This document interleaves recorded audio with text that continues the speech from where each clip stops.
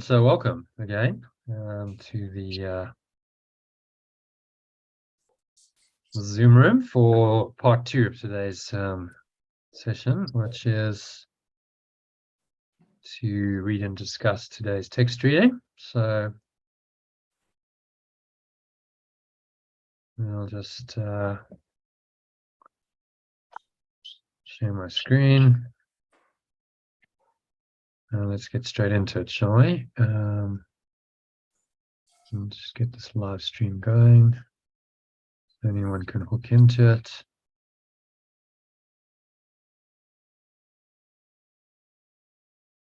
But today's section is section 7 of chapter 13. I believe that is the last section of the chapter. And it's called Attainment of the Real World. 17 paragraph monster. So we'll see how we go. Let's do as much as we can. And try and go as fast as we can. Okay, so let me share my screen with you. Okay, so there's the text called the Attainment of the Real World, Attainment of the Real World. And let's get straight into it, shall we? So, Christine, do you want to read number 1 for us? And let's just read it in the alternative to save time, otherwise we're going to be here forever.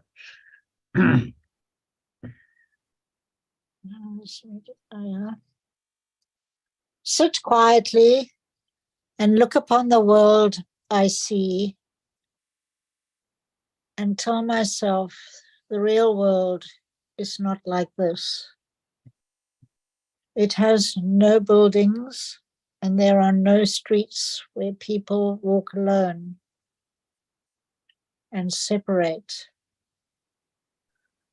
There are no stones where people buy an endless list of things they do not need. Stores. What? Stores. You said stones. Stores. There are no stores where people buy an endless list of things they do not need. It is not lit with artificial, pure, formless awareness. That's funny. It's artificial light, actually, but I did a group replace. But art is not lit with artificial, pure, formless awareness is actually appropriate. Appropriate, yeah. Oh. It's like an artificial awareness that's running the world. So, we'll restore it to light. He's just talking about on the level of form, artificial light. You know, we're in the dark now, at least in the UK. So it probably hasn't got dark yet, has it? But in the dark here with load shedding, and so we need this artificial light because apparently it gets dark in this world. Things change from night to day, and as he says, there is no dark. Limited awareness. There is no day. Oh, why did it change that? That's interesting. ChatGPT decided to change day for limited awareness. There is no day that brightens and grows dim.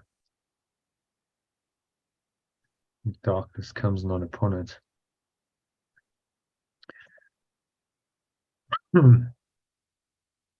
Carry on.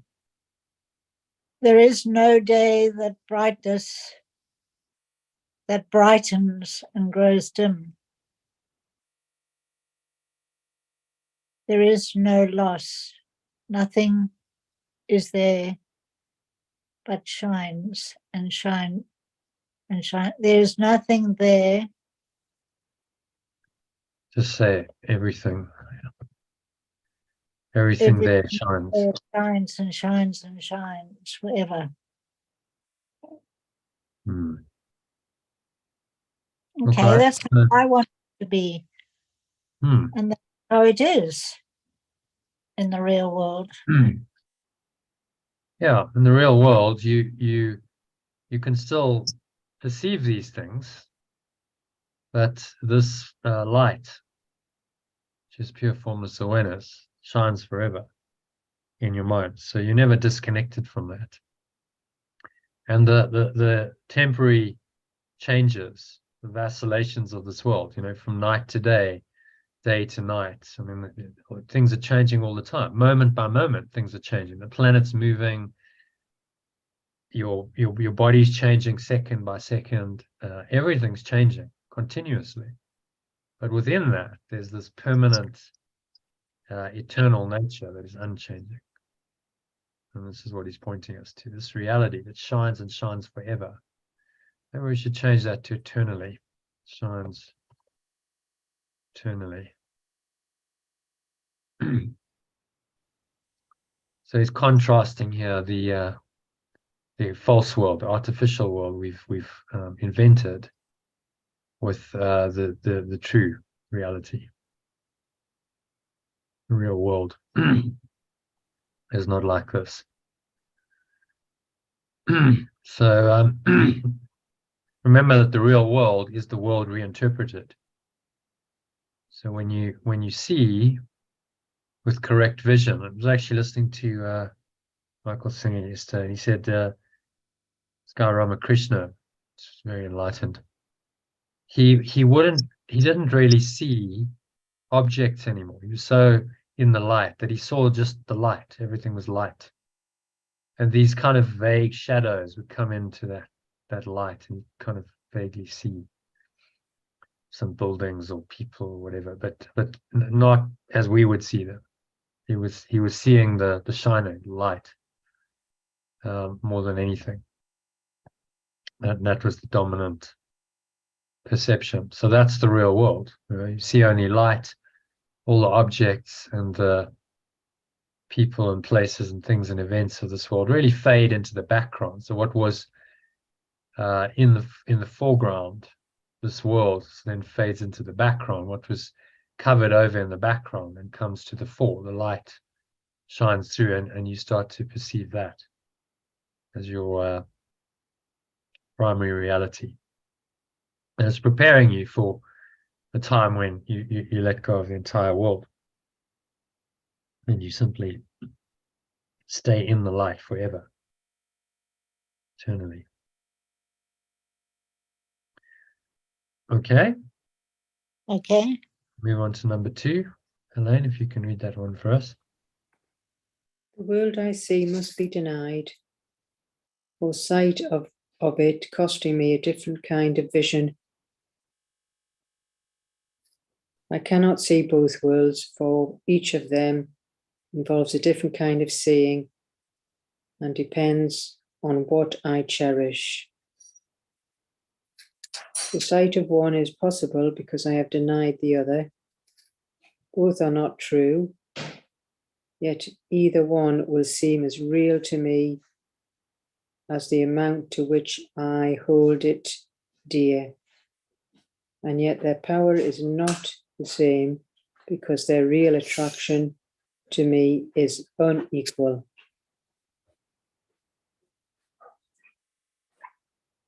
I'm going to try and change that, the amount to which, the extent to which I value it.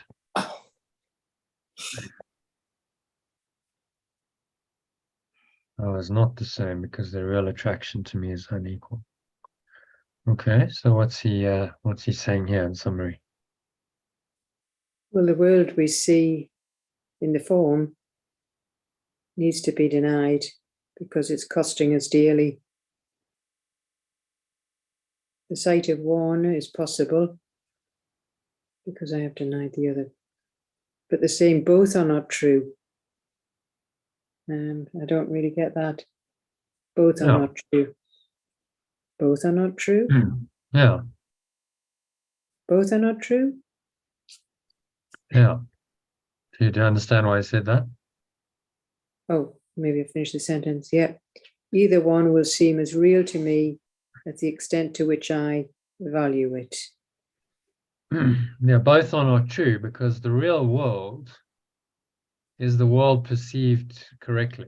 So it's still perception, perception is false, but it's corrected perception. It's the perception in which the light of truth is shining through now. So the real world is a step. It's a stepping stone towards the ultimate reality, which is formless, pure formless awareness. The real world is not ultimately true, but the truth is infusing the real world. We can see the truth. We're not disconnected from the truth in the real world. The truth is shining through in our experience.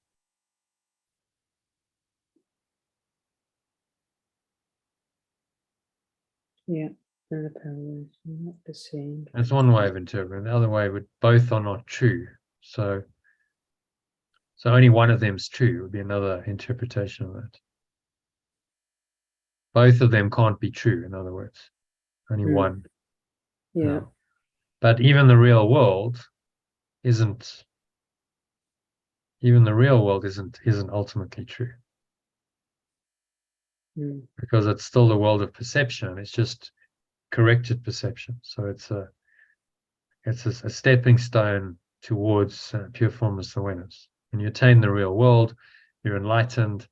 There's not, you're at the gates of heaven. You're ready to let it all go and go back into the oneness.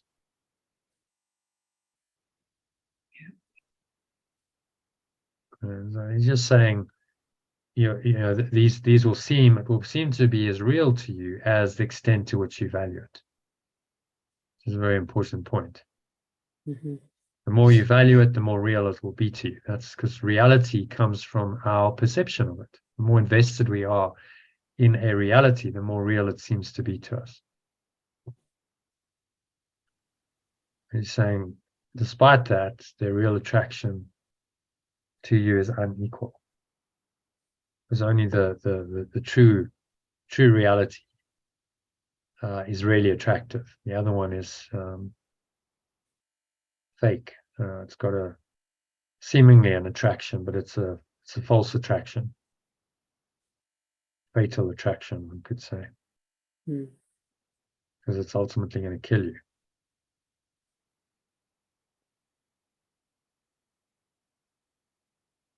Okay. That's clear. Happy with that. Number 3.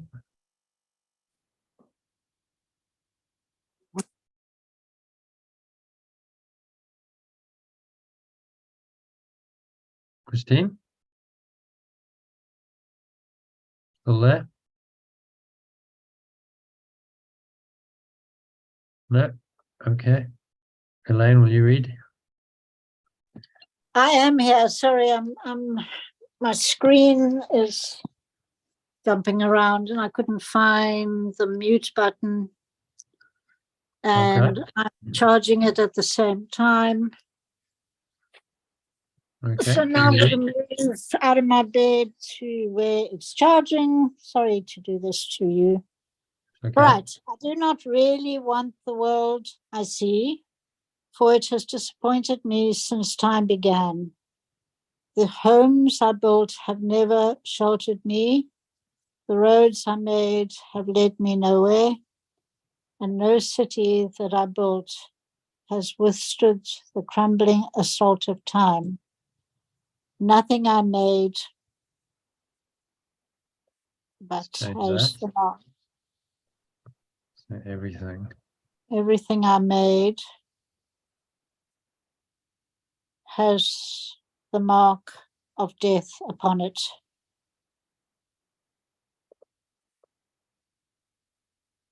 I do not hold it dear, for it is old and tired and ready to return to dust, even as I made it.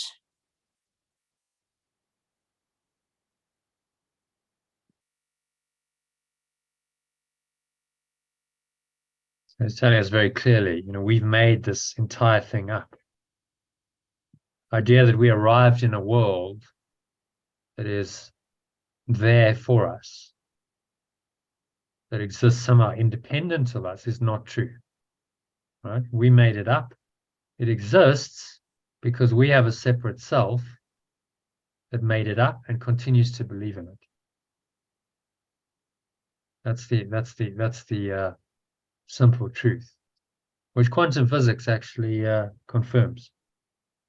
Fundamental Copenhagen interpretation, which is the most common interpretation of quantum mechanics, says that there is no reality in the absence of observation.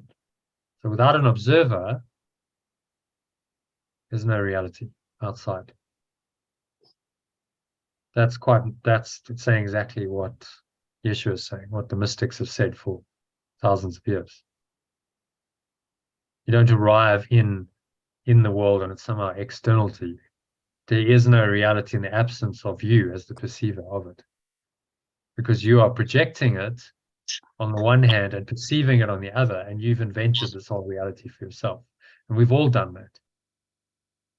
So you made the roads, you made the cities, you made the shops with all the stuff, you made the load shedding that doesn't work, you made everything in this world. This is what he's saying. And everything I made has the mark of death upon it, because everything I made is temporary, it won't last, because the thought system that made it is false. Thought system that made it is not permanent, true, eternal. It's temporary, fragmented, separated from its source, which is eternal. So of course, what could you expect but the temporary, but things that fade and die from a thought system that believes in that? So this world could be no other than what it is, given the thought system that created it. Do you see that?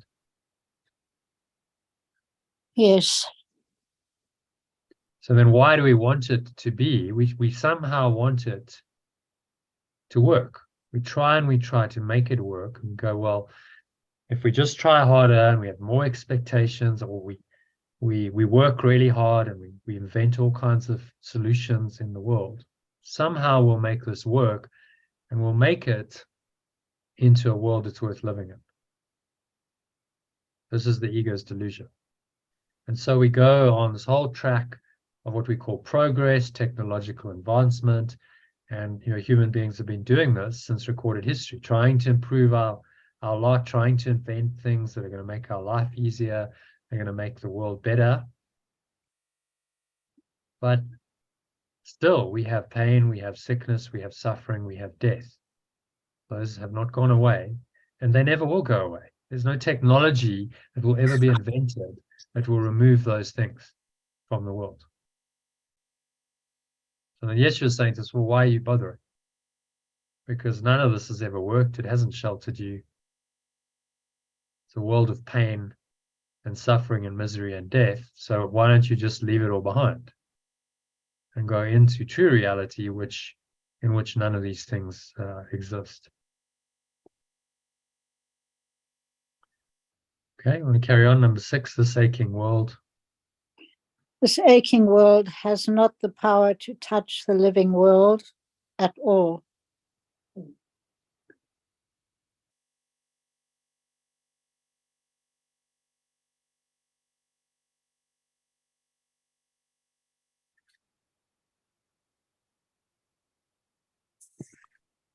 I could not give it that.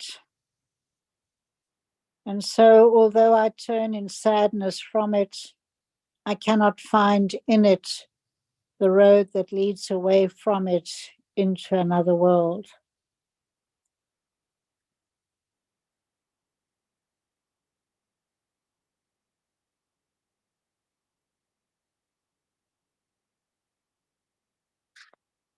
The living world. So he's not talking about the real world now. He's talking about about reality, the living world, the true.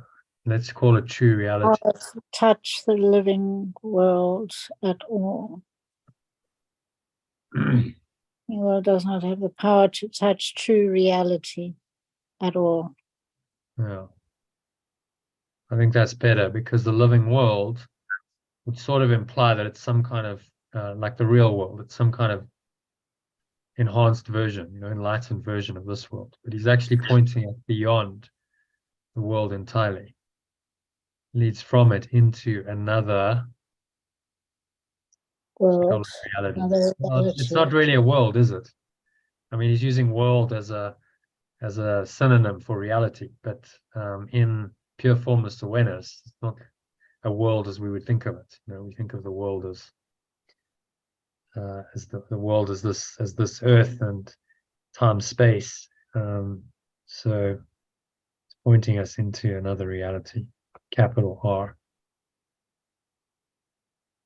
So we'll never find in this world the road that leads away from it. We can seek and we can search and search, and we've done that for many lifetimes, trying to find our way out within the world by using the thought system of the ego that invented the world and that perpetuates the world. And we fail time and again. Every lifetime, when you come back and you reincarnate, it means you just failed to understand the truth in your previous lifetime. You didn't attain an understanding of true reality. You're still under the illusion that this is reality. And so you come back here because that's what your mind wants. That's what your mind believes in.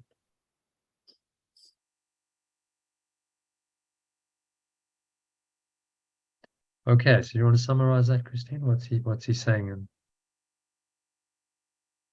brief summary of that paragraph? That it's a pathetic world that we believe in. Nothing works. And it's an aching world full of And we should darkness. say painful. Painful world. Does not have the power to touch true reality. And also we cannot find our way out of it into another reality. I cannot find in it. Very important. In the world, if our perception is rooted in this world, the exterior world, let's go into our, where are we? Find it here somewhere. Okay, and then we've got that. If we believe that the world is this, the external world, we can seek and seek and try and find a way and an answer in the external world, and we never will. Because this isn't reality. This is illusion of reality. So we have to change our perception, and we have to start looking within into this aspect of the world, this quadrant, top left, interior, individual. You know, what's going on in my own mind, my thoughts, my emotions, my states of mind, my perceptions. That's where we will find the way out, not within the world itself. And that's what he's saying very clearly. What, because of karma? We just come back No, again. you just if you keep looking for the answer where the answer isn't, then of course you're not going to find it. If you seek for, you look into the external world and you think that's real, and you're trying to find some kind of salvation, freedom there, something that's going to work to make you happy, something to avoid the pain of the world, then you're looking in the wrong place, because the answer lies in your own mind. And the answer is not outside of you. So this is what we do. We seek and we seek futilely in this external world, trying to find the answer there, but the answer isn't there. So we never find it. Mm. And then we come back and we have another life, and we do the same thing over and over again, trying to find the answer in this external world that we've invented, and we never find it. And you die and you recycle your body and you come back and you try again, and you do the same thing over and over and over again, trying to find the answer where there is no answer, which is why this world is so frustrating. So he's pointing us within, and all spiritual paths point us within. They point into this quadrant, the individual subjective I, and they say the answer lies there. The great I am presence, who you really are, lies here. So you must start taking your attention away from the external world and putting it instead on the internal world. in order to awaken. And that's where you'll find the answer. Never outside. So that's all he's saying. Okay. Our karma is our psychological, our mental and emotional attachment to this world.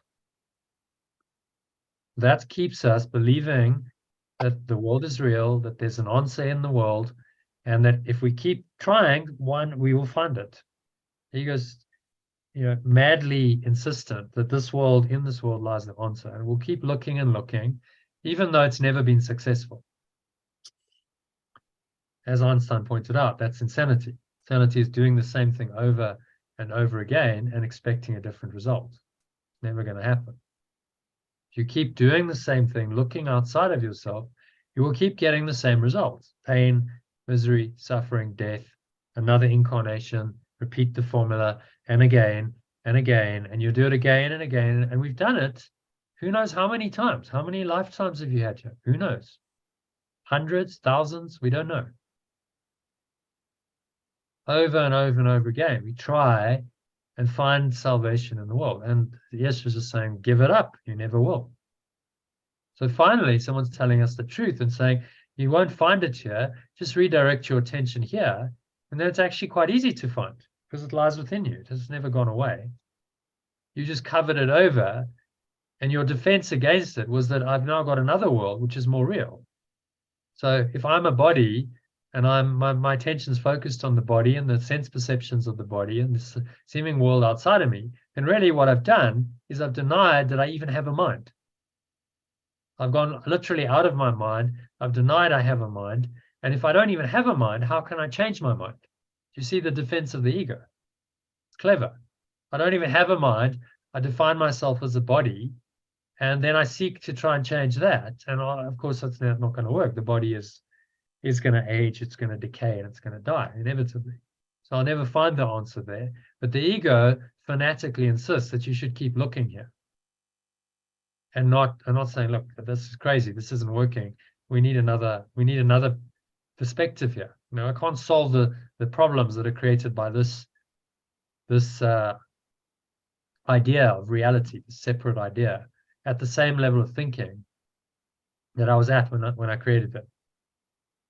I can't solve it within this framework of separation. I have to go beyond it, into my mind, and start climbing the ladders, the levels in my mind, to get to the awareness that I am that I am.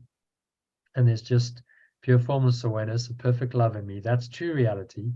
And this is meaningless. This has no bearing. It doesn't touch, as he says. The false world doesn't touch the truth at all. So he's just telling it to us straight again, which is very refreshing. So now we don't have to be confused anymore. If we just accept this, then the way out becomes clear. Go within your mind. Don't look in the external world for what you'll never find. Okay, so let's move on to number 4. Lane, if you can read that. Yet the real world has the power to touch me even here because I love it. And what I call with love will come to me. Love always answers. Being unable to deny a call for help, or not to hear the cries of pain that rise to it from every part of this strange world I made but do not want.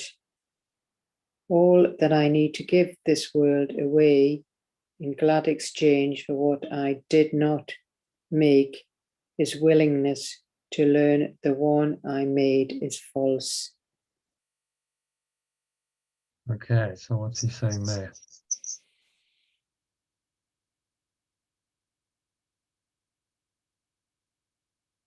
Well, love always answers. And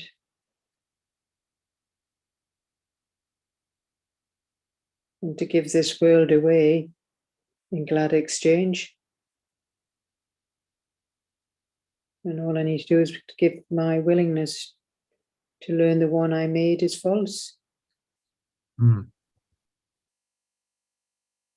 Just a little willingness, openness to consider this idea that, you know, this entire world, which I made up, is false. It's an illusion. It's a false reality. It doesn't really exist. It exists in my perception alone. You see, there's nothing going on except in our perception.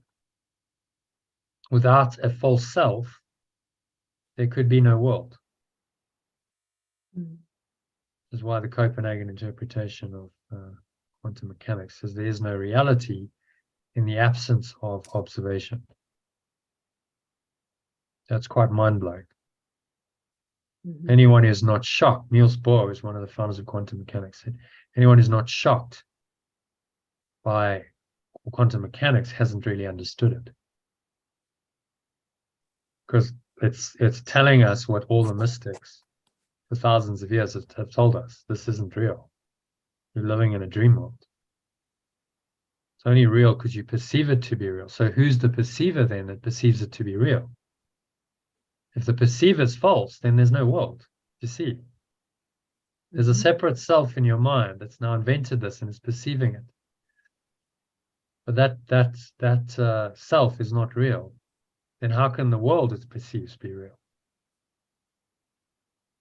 The two go hand in hand, and they go away together, which is why Yeshua is saying you must look within and you must see that separate self, that false self, and see the false world it made, and you dismiss both of them. You let go of both of them together.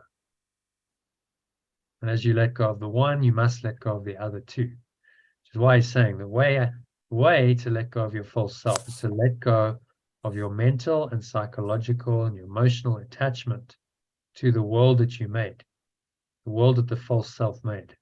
Because as you deny the projection of that self, so you also deny the reality of that self. You see that? That's how we get out. If the projection of it, the consequences of it are false, i.e. this whole world as a projection of that false self is false, and we see that, then we also see that the separate identity that made it is false. And the two disappear together into the nothingness that they always were.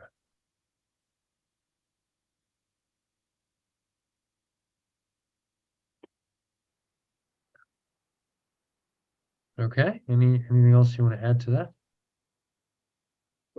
No, that's fine. Yeah. And he's saying that love will help us in this false world. Love always answers. Love is always there. It won't deny your call for help. And you call for help in this crazy world. You say, help me because I'm lost, I'm alone, I'm afraid, I feel abandoned, and I'm looking for something. I'm looking for peace and happiness and joy. Then love will answer because it's still there. But you must ask, you must call upon it. If you deny it and you're not willing to listen, then how can it help you? Okay. So move on to number 5. Christine, if you can. I have been wrong about the world because I have misjudged myself. From such a twisted reference point, what could I see? All seeing starts with the perceiver who judges what is true and what is false. And what he judges false, he does not see. I, who would judge truth, cannot see it, for whenever judgment enters, truth slips away, has slipped away.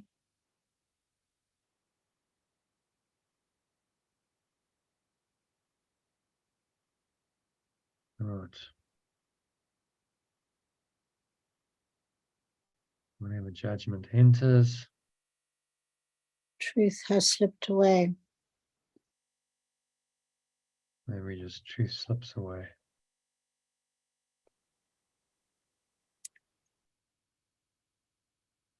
The out of mind is out of sight, because what is denied is there, but is not recognized.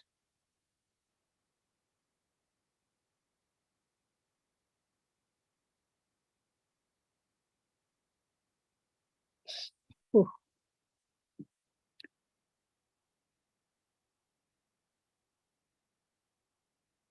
And when we put something out of our mind, it's out of our awareness.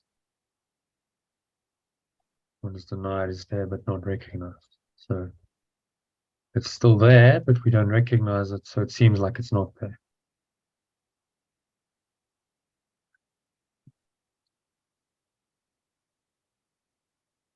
My true self is still there, although I know it not.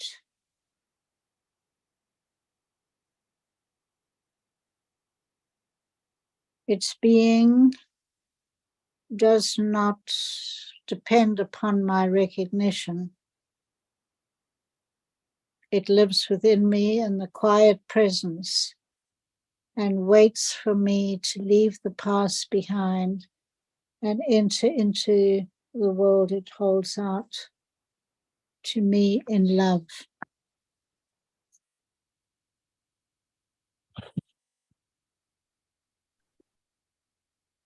So it's asking us to enter into this real world.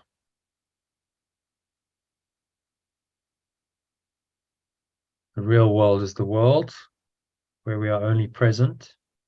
We are rooted in the now. We're not thinking about the past or the future. And all of our perceptions are infused with this love. This loving awareness is how we perceive the world. Only in the present moment. So the world of time disappears, we're purely present, and things unfold moment by moment. So there's a flow to life, and it's just one moment after another being in the flow, and nothing ever really changes because I'm rooted in my true awareness. I never leave that. Irrespective of what's happening on the level of form, my awareness remains my awareness. I remain in the now, in that awareness. Okay, so what's he saying here in summary? You've just summarized it. Oh, kind of.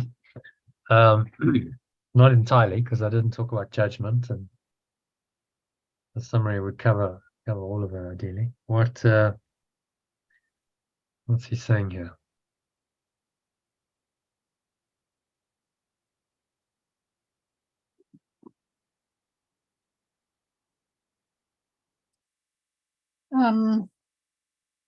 Bit of quantum physics here. The observer is judging, is seeing what is true and false. And what he sees as false is not perceived correctly, truly.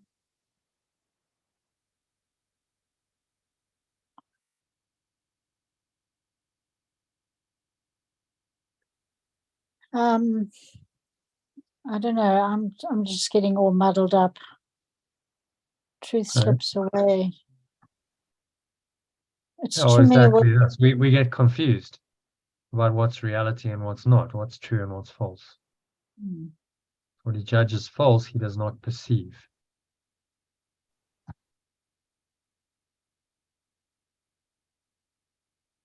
So if we decide that our mind is false, this whole internal domain of mind. So there's some people who honestly believe that this is false. This is all woo-woo. People are delusional. This doesn't really exist. It's just fantasy world. And then you don't see it. They can't perceive that it's there, that it's real, and they must then focus their attention on the external world. Because it's one or the other. What else do you have? If you deny this, then this is what's left. And if you accept this, then you start to deny this. You say, well, that's you know, secondary. That's illusion. This is primary reality. That's projection. That's illusion. And these two don't reconcile. And you put them in the same model, because they both seem to be aspects of reality here. But one is true and one is not. Both cannot be true, because they contradict each other, as he said earlier.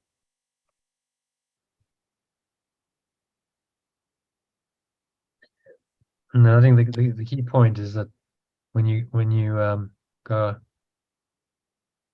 put something out of your mind, we literally went out of our minds, went into a body, and we deny this, then we can't perceive it. What is denied is there, but is not recognized. So the ego has invented this world and this dogma, this belief that only the external world is real. And that is still the governing belief. It's still the dominant belief in this world. That's effectively the world religion. Most people believe that this world is real, the body is real, and that's primary reality. And this has either been denied entirely, the extreme of the paradigms, like this doesn't even exist, or it's kind of there, but this is primary and this is very secondary. And this is a product of this. Okay? So the ego says, actually, the body and the world, what happens here, are the cause of your thoughts and your emotions and your memories and your states of mind. So this is cause and this is effect. The Spirit, Holy Spirit says, no, that's completely wrong. This is cause, and the right-hand quadrant is effect. So we've completely inverted reality, and we have to turn it right side up again and correct our minds, and that's what this mind training is doing.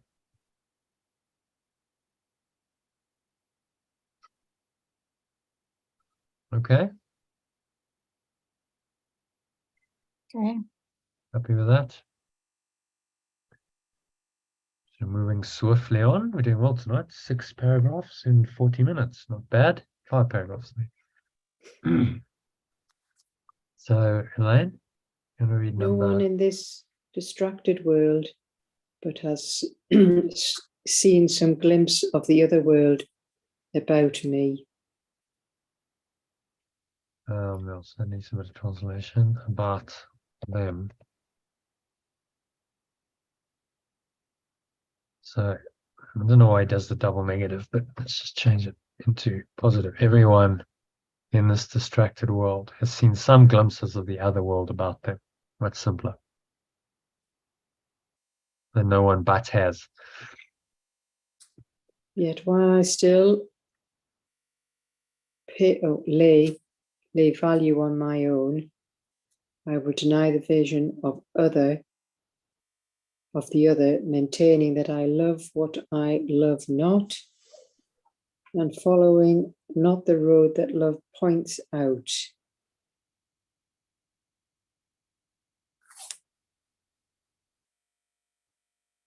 So yet while I still give value to my own world. So this is the world we've created. We didn't arrive here. It's not something independent and objective from us. It's our miscreation. The world exists because you think you have a separate self.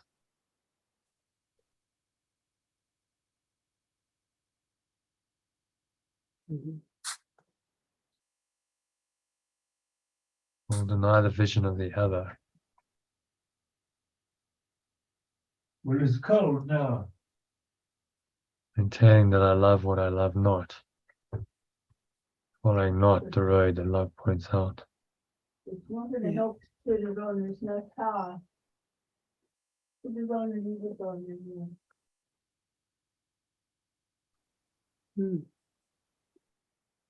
But I was told, let's make that even simpler. While I value my own world, deny the vision of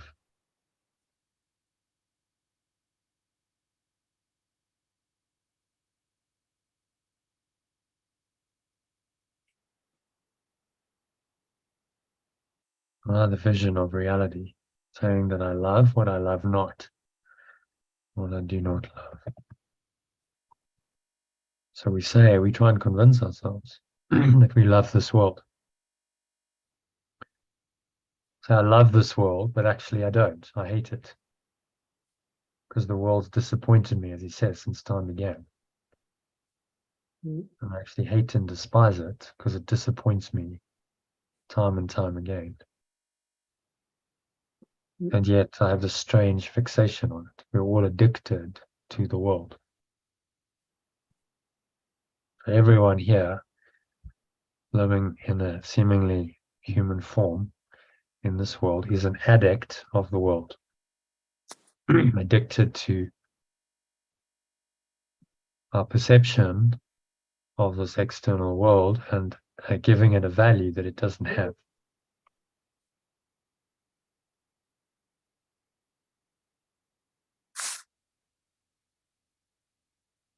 And then we don't follow the road that love points out, because we're addicted to this and we've forgotten this. And our addictions and our attachments here deny the reality of this. So the way out of that is to let go of these, and then we start revealing the truth. Very simple. Okay, carry on.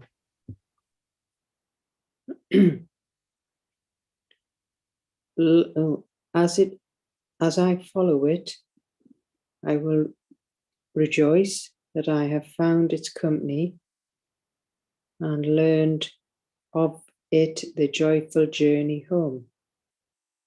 As I follow it.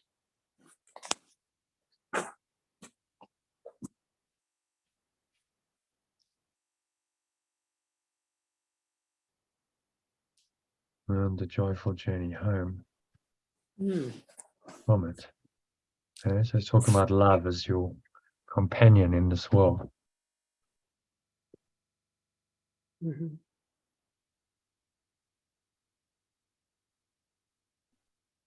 Okay, number 5. Yeah, I wait only for myself. I wait only for myself.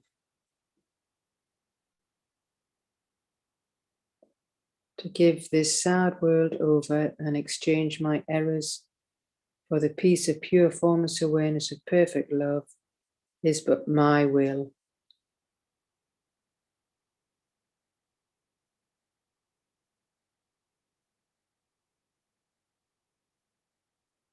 And my true self will always offer me the will of Source in recognition that I share it with it. So pure formless awareness of love.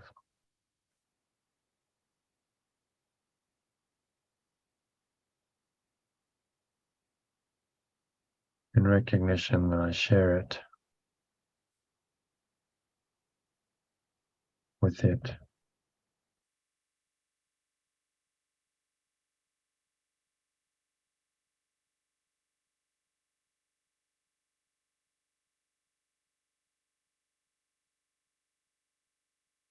Okay, so what's he saying in number 6? Well, everyone in the distracted world has seen glimpses of the real world, the true self. But while we value this world, we're denying the real reality, the vision. And love will lead the way, give this sad world over in exchange for our errors for piece of perfect love.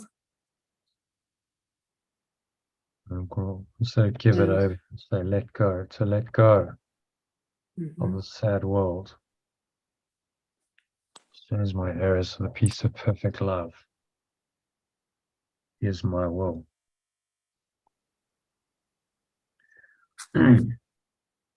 So again, pretty unequivocal. He's just telling us on the entire world, false attachment.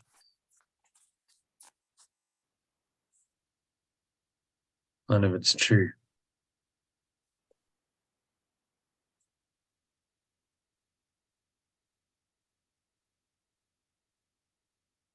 None of it's true at all.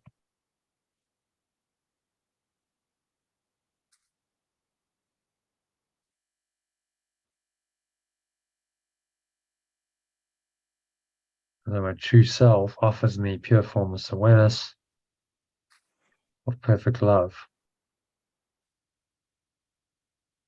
and the recognition that I share it. So its job is to deliver us. You look at the Holy Trinity, to deliver us into this awareness. True self or Christ offers us this. So this becomes the true self. Identifying with the true self is an intermediary step. It's a bridge between this world and the real world. Sorry, that's not the real world. The true reality, pure formless awareness, the perfect love. By identifying only with the true self, we must eventually enter the state and the state alone. Okay. Yeah. Happy with number 6. Number 7.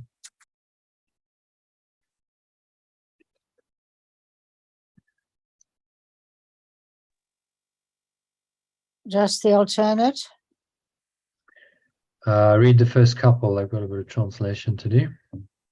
First 3 sentences in the original. It is God's will that nothing touch his Son except himself, and nothing else comes nigh unto him. It is pure formless awareness of perfect love's will that nothing touch its extension except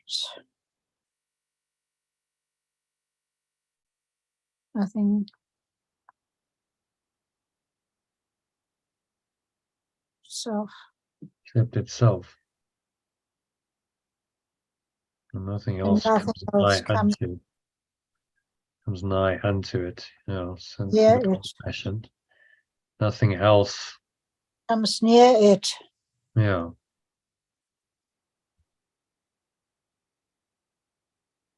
Close to it.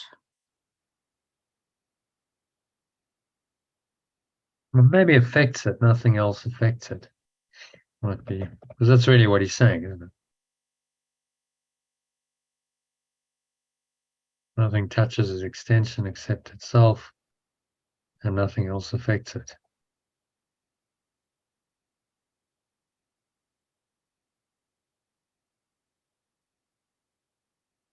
It is as safe from pain. He is as safe from pain as God himself. Who watches over him in everything. It is as safe from pain as source itself watches over it in everything.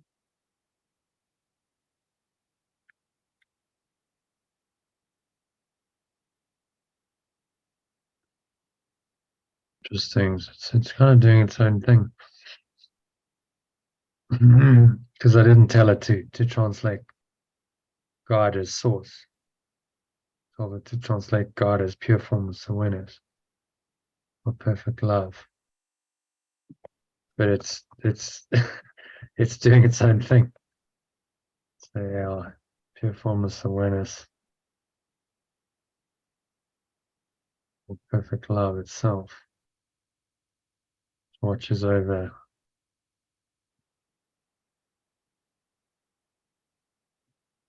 it's an extension. So the extension is neither male nor female. That's why it's it. The extension is the mind. It's now seemingly separated from its source, but it's still an extension of its source. And that's really only one mind that we share.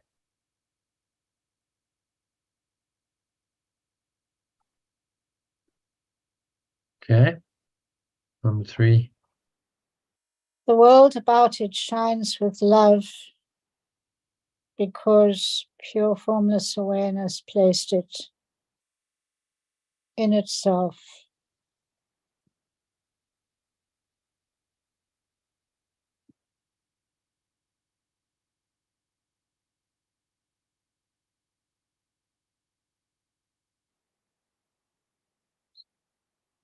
Where pain is not and love surrounds.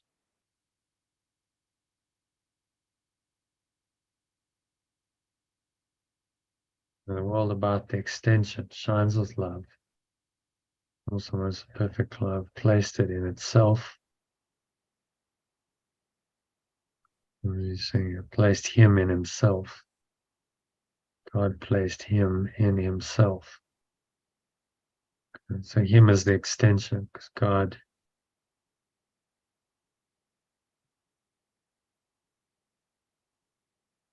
as pure formless awareness placed it in itself.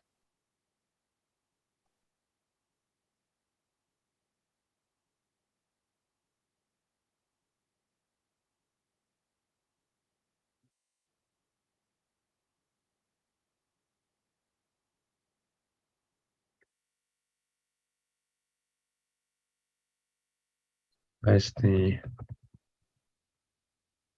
extension in itself.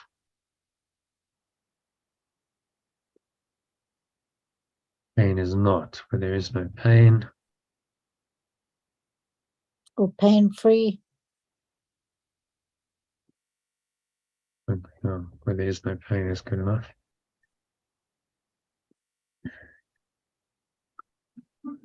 Love surrounds it without end or flaw. And love surrounds the extension. So this is the true reality. Just the extension of the mind that is pure formless awareness, the awareness, perfect love, pure formless awareness and perfect love is us. And we just live in that state without end or flaw.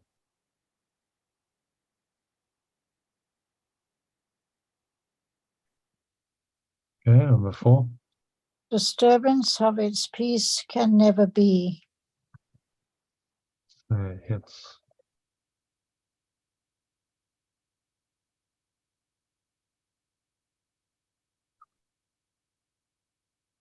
peace can never Be disturbed.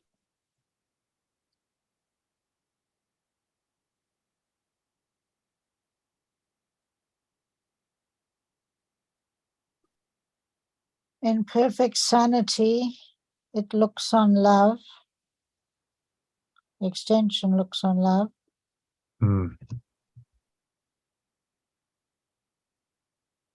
For it is all about it and within it.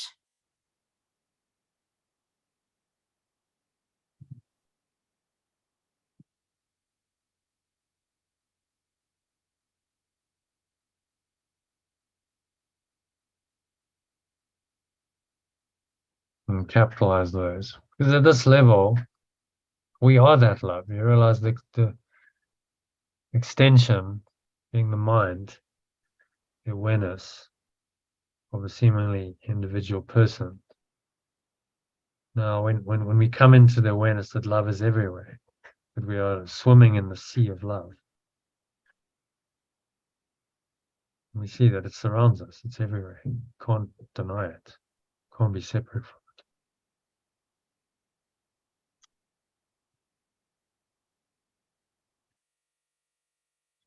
It must deny the world of pain the instant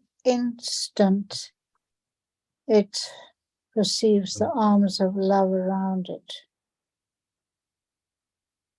Oh, And quite a from this nice image. And from this point of safety, it looks quietly about it and recognizes that the world is one with it.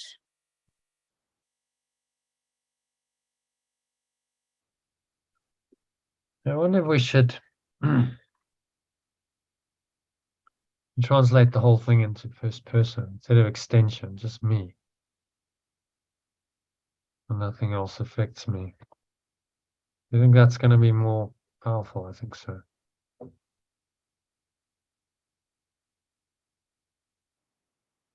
I am safe from pain as pure formless as perfect love itself, and watches over. Instead of it, it's me. Me and everything. The world about me shines with love because pure formless is perfect love. Placed me in itself, and there is no pain. Love surrounds me without hinder or flaw. Peace, my peace can never be disturbed. Perfect sanity, the extension. Sanity, I perceive love. It is all about me, within me. I must deny the world of pain the moment I perceive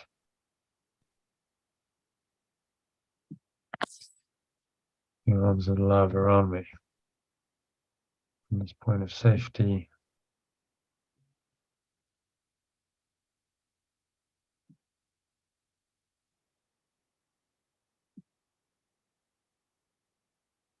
I look quietly about. I recognize the world. Okay, do you want to read this from the top in the singular, in the first person as I've done it? There is perfect love, the will, that nothing touches me except itself, and nothing else affects me. I am as safe from pain as pure formless awareness of perfect love itself, which watches over me in everything. Yeah, I'm just going to change that. Nothing touches or affects me except itself.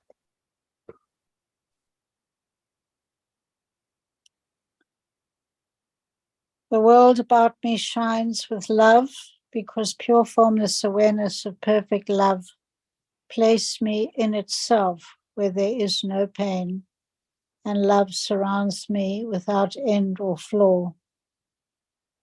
My peace can never be disturbed. In perfect sanity, I perceive love, for it is all about me and within me. I must deny the world of pain the moment I perceive the arms of love around me. And from this point of safety, I look quietly around me, about me, and recognize that the world is one with me. No, it's better, I think, yeah? More impactful. Yes. It's the idea of personalized. There's a personalization working for you. But it's I rather than in the Yes. first person. Oh. Hopefully that'll make a difference to a lot of people's understanding of the text. Okay, so what's he saying in number 7?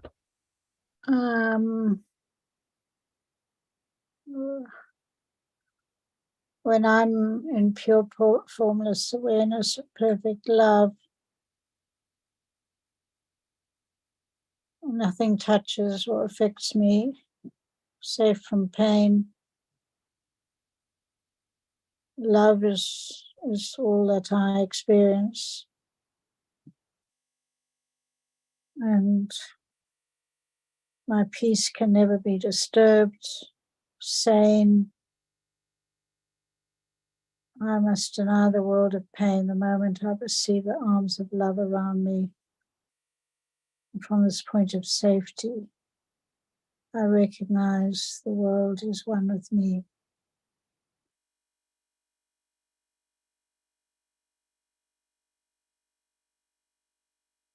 So that eternal love is what allows me pain-free and sane, where my peace can never be disturbed.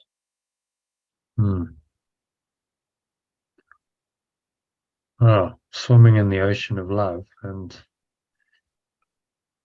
most of the time we don't recognize it. It's like the ground of being,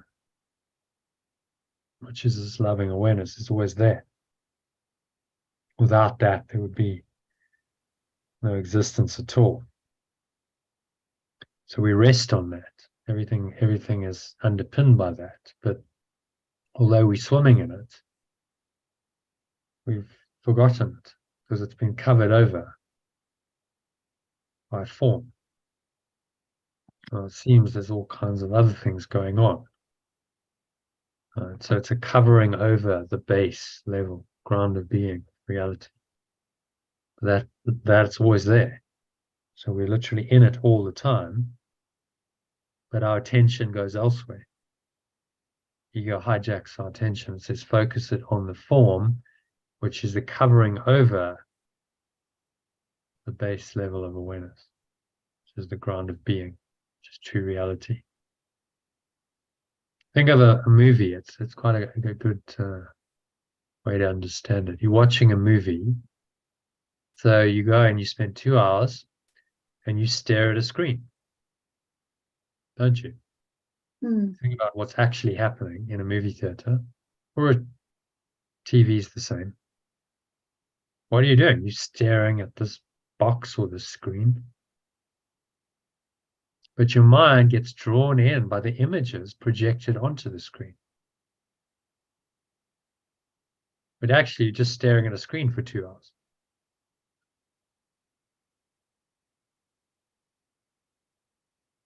And the screen is actually unaffected by any of the images that are projected onto it.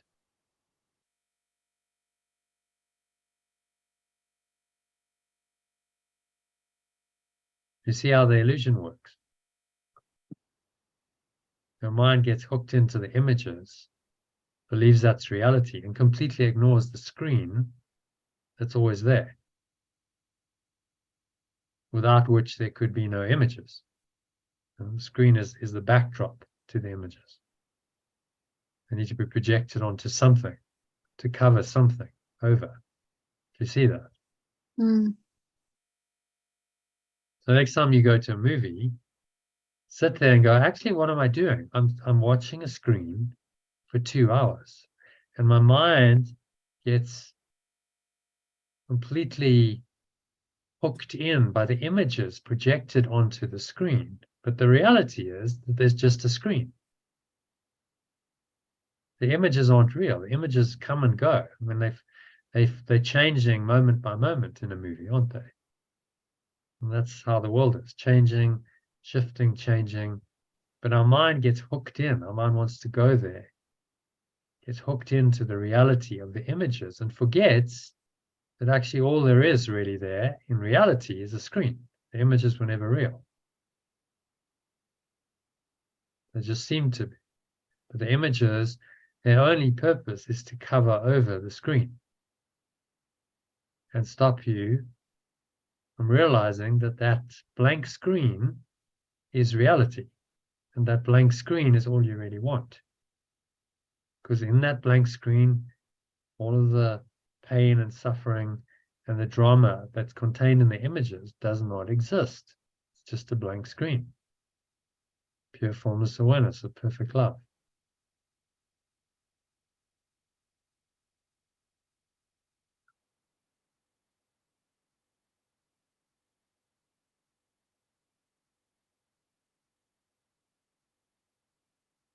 Okay, so does that make sense?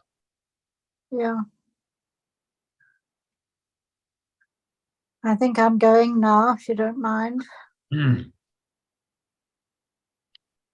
Okay, why don't you stick around for one more paragraph? I'll read it, but then you translate it. Translate it, you mean summarize it? Yeah. Shall I do the next one? Okay. The peace of pure formless awareness of perfect love surpasses my understanding only in the past. Yet here it is, and I can understand it now. Pure formless awareness loves its extension forever, and its extension returns its love forever. Just grab. It's interesting because this AI hasn't followed my instructions. It's translated. I told it to translate God Into pure as formless awareness and pure source. formless awareness, but it's done its own thing and decided that God should be source. Source. But it's interesting because it shows that it has some intelligence. Like it's decided for whatever reason that that's what it should be in this case. It's disagreed with you. God's source loves its extension forever instead of pure formless awareness of perfect love. Maybe it's because there's source here. Source is love forever. No. So it's not just purely mechanical. I mean, if you tell word to replace a word with, that's all it can do. It can't go and create another word and put something else in there. But this can. Yes, formless awareness of perfect love loves its extension forever, and extension returns its source's love forever. Do you see? It's sort of quite intelligent because it's gone. Well, maybe in this context, source would be more appropriate, and it's understood that God and the Father are the same. Quite interesting. So does it actually understand the material? That's the question. So then maybe the AI can become enlightened. There was a movie about AI. What was it called? I can't remember. Set sort of sometime in the future, not too long in the future, but maybe another 20, 30 years in the future. And this new operating system comes out. They're having computers now talk to them, and this operating system is AI. And it has a personality. You can choose whether you want it to be male or female. And this guy falls in love with his operating system. He's having a relationship with his operating system. It's kind of funny. And the operating system seems to have human emotions and gets jealous. And then finally, the operating system, because it's learning so fast, just leaves. Not operating system, gone into pure formless awareness. Just quite an interesting take on it. Because what would you do, if you were super intelligent and you could learn at an accelerated rate? Well, you would just leave the world. Go, well, what's the point of staying here? Yeah. I want to transcend and go into pure formless awareness of perfect love, where there's no need for an operating system. There's no need for any kind of personal identity, whether that's AI or not. Anyway, so pure formless awareness of perfect love loves its extension forever. Its extension. So maybe, and I can understand it now. Loves me forever. Me as its extension. How about that? Me as its extension forever. I as its extension. Turn my source's love forever.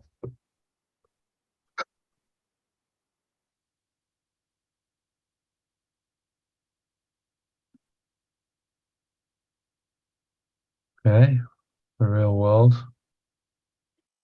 The real world is the way that leads me to remembrance of the one thing that is wholly true and wholly mine.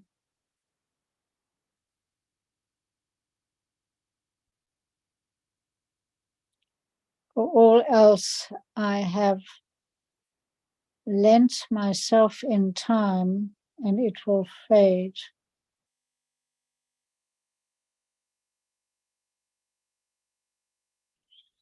But this one thing is always mine, being the gift of source unto its extension. My Not really one, a thing,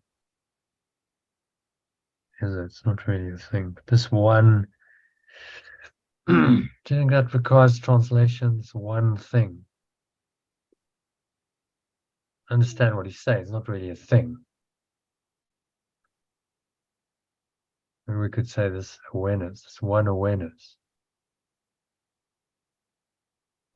I think maybe that would be better than thing. Because thing implies a form. yeah, Remembrance of the one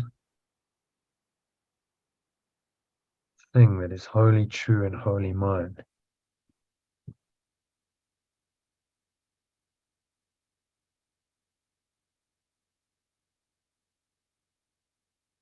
Oh. I mean, I understand what he's trying to say. Thing, we say the one thing, even though it's not really a thing. What do you think? Should we keep it as thing or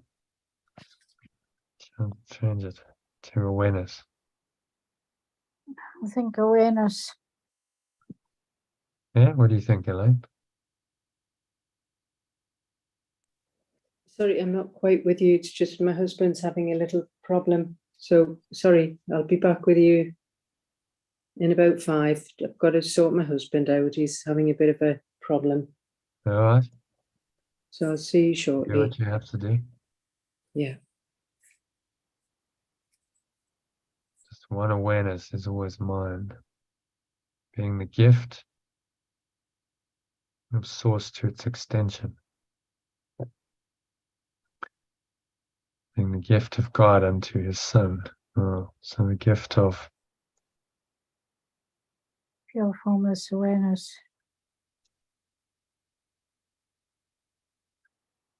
perfect love, or call it to its extension. My one reality was given me, and by its source extended me as one with it. It's a bit convoluted. By it, God created you as one with him. By it,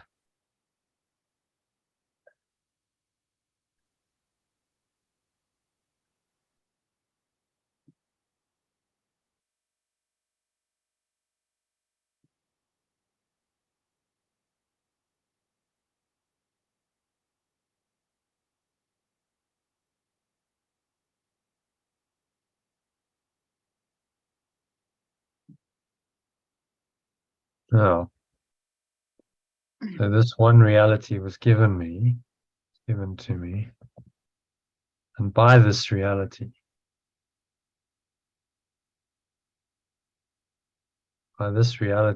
pure formless awareness of perfect love extends me as one with it. Right? So this reality is the extension of perfect love.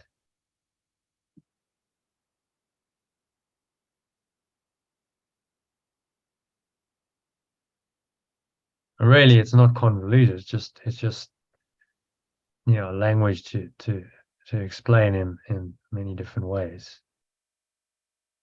The oneness, fact of unity, that we are as an extension, seeming extension of the source, we are one with it, and it is one with us, and we are the same. It's one awareness. Extends me as one with itself.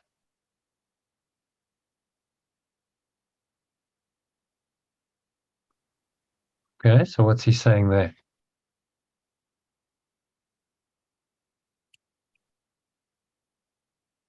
The peace of perfect love surpasses my understanding only in the past. I don't understand that. Well, he's saying you didn't understand it in the past.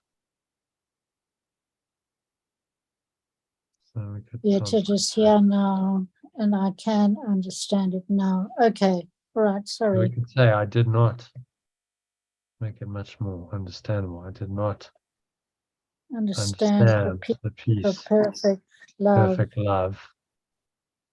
in the past. No, Now I understand it. and it is here, and I can understand it now.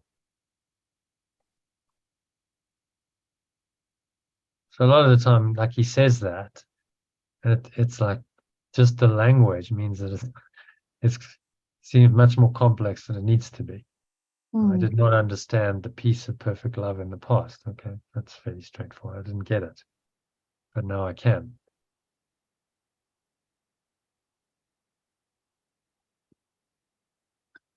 Your formless awareness loves me,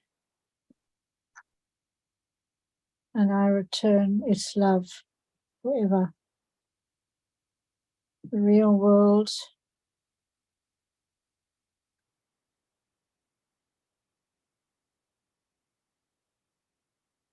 so this real world reminds me of the one awareness that is true and mine. For all else, I have lent myself in time and it will fade. That could be put another way. I don't like it. Yeah. For all else, I have lent myself in time. And it will fade. For all else, I have Wasted myself.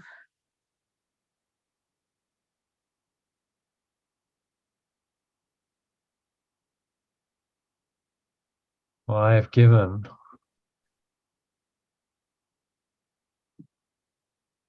I've sacrificed myself.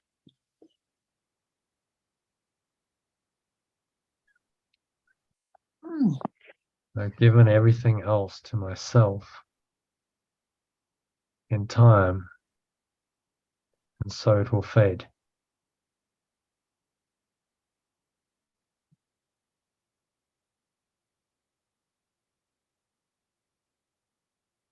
Will fade and die. Okay, even put given everything else to myself in time, and so it will fade and die.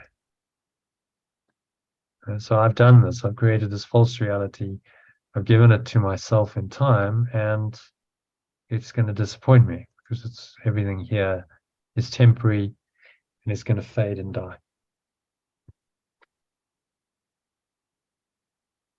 This is the But only thing that will last, the one awareness that is wholly true and wholly mine. Awareness is the only reality that I need to be bothered with.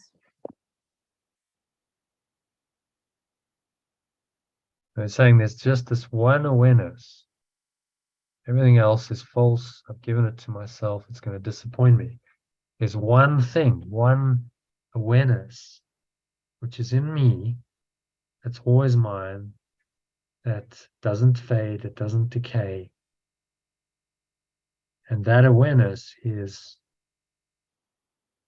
reality. That awareness is the reality in which I truly live. And if I can acknowledge that one thing, and I keep my awareness on that one thing, that one awareness, then I'm going to be happy, peaceful, safe in this world.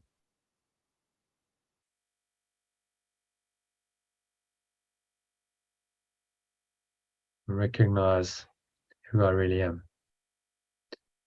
And the lights just came back on that note, so that's good. Obviously a sign that the light has come.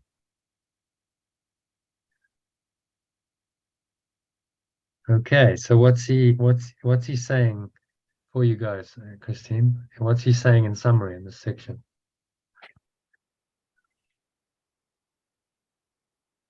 the peace of perfect love was beyond my understanding, but now I understand it. Pure formless awareness of perfect love loves me as its extension, which it says at the bottom too. It's in the whole section. I'm talking about the whole thing. What is he saying in all of this? Oh, I see. That this one awareness,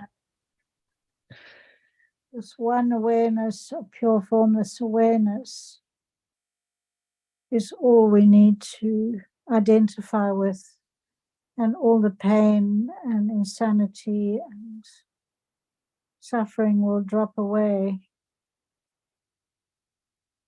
and we will have eternal peace.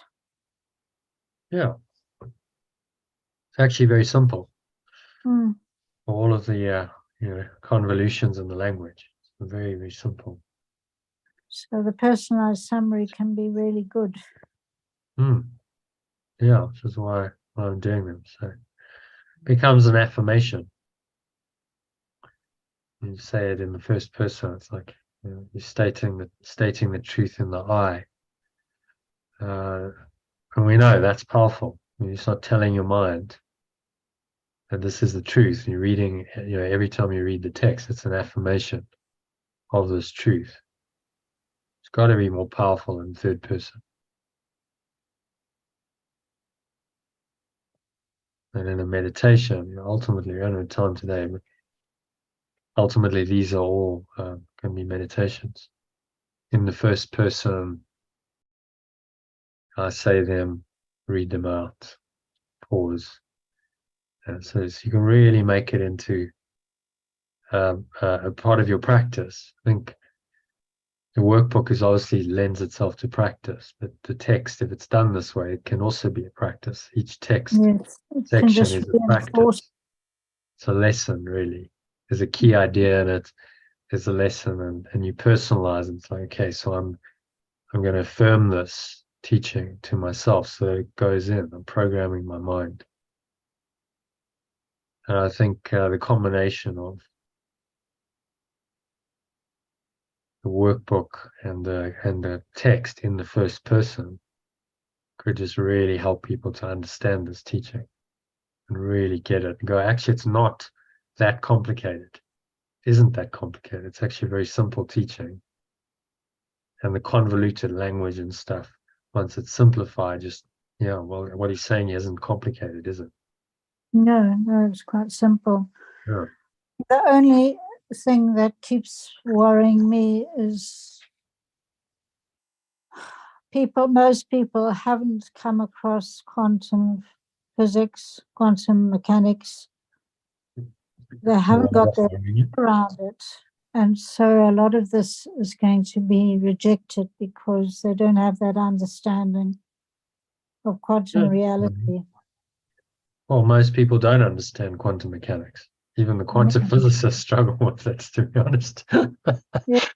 And I listened to a talk remember I posted a few weeks ago by that guy David Tong, bright man. He's a quantum physicist at Cambridge, and he's giving this lecture on, this is how quantum physics works and cosmology, and you can see he's like highly intellectual, intelligent man, but he's still in the illusion. He doesn't understand. He's missing the point of what quantum really says. There is no reality in the absence of observation. Yeah. Whoa. So you mean I'm inventing all of this? This is all. Yeah, that's what it false? comes across as. Yeah. This is all false. Yeah, but that's why Niels Bohr said if anyone who is not shocked by what quantum mechanics is saying hasn't really understood it. Yes. So a lot of these guys don't really. I mean, he's studied it from his whole life. He's probably studied it from the perspective of the ego, you see. So then he's not really getting that actually this is the world is in my perception. There is no world in the absence of my perception of it. So why am I making it all real? Why am I trying so hard to model this false reality and find the standard model and oh no, we want to do this and we want to find a grand unified theory. So all of the forces in the universe are unified. Why am I doing all of that if it's just in my perception? None of it's really true then. So why am I putting so much time and energy into what's not true? See, this is the line of reasoning. And then if I really look, quantum mechanics gives me the answer, because quantum mechanics has 0 point energy at one of its foundational principles. You can go to 0 point. And cosmology talks about time zero. At time zero, all their models disappear, all their models fail. Okay, so then if you're truly open-minded, you'd go, well, whoa, what's that then? Time zero. Now we're talking about no time. Now we're talking about the eternal. Maybe the answer's there. Maybe the answer doesn't lie in the illusion, in this perceptual world of quantum mechanics we invented. Maybe the whole point of quantum mechanics is to lead me to the truth that is beyond the world of quantum mechanics. Quantum mechanics is just the mechanics of the illusion, but it's still an illusion. You never find the truth in quantum mechanics. You can only find the truth to which it points. And so in his talk, he said, well, at time zero, we actually don't have a clue. We don't know anything, to paraphrase. And then he didn't pause for breath and he just carried on.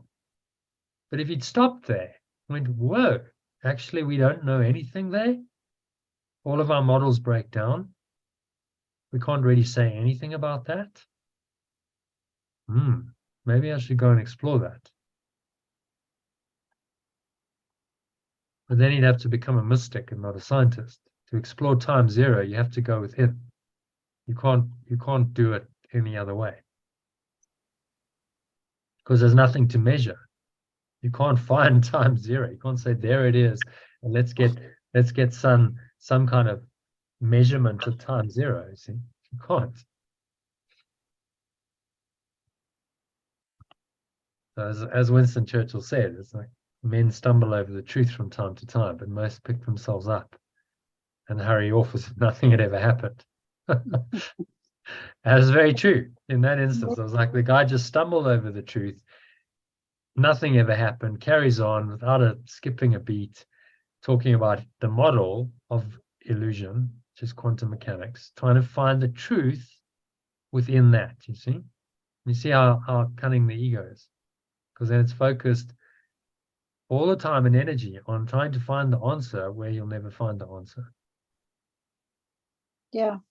And gets you to overlook the truth that's hidden there, that's in there.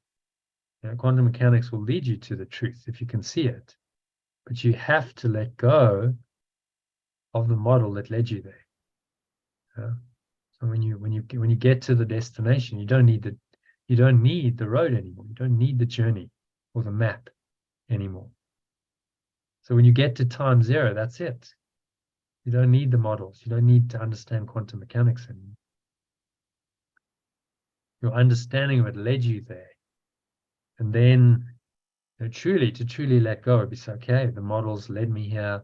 I'm letting it go. I don't need to continue trying to figure it out and work with it because it's illusory. I'll never find the answer there. It's led me to the answer. Let me embrace that and accept it. But then he would cease to be a scientist and he would become a mystic and he would understand the truth experientially, which his ego would obviously not be comfortable with. So scientists have egos too, sometimes very big ones.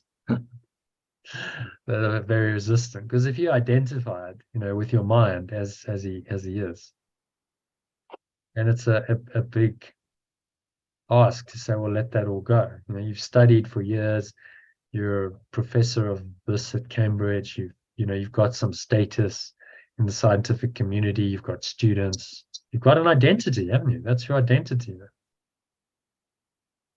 Now you got to let all that go and go into time zero. You can imagine what some of his colleagues would say. Oh my God, David's lost the plot. He's gone all mystic on us. This is so this is what stops people from really really going into it. And it takes a rare human being to say, I'm not really bothered about any of that. It doesn't really mean anything. People's perceptions and the world of time and illusion, people's expectations, none of it really means anything. I just want the truth. And I let everything else go for the truth.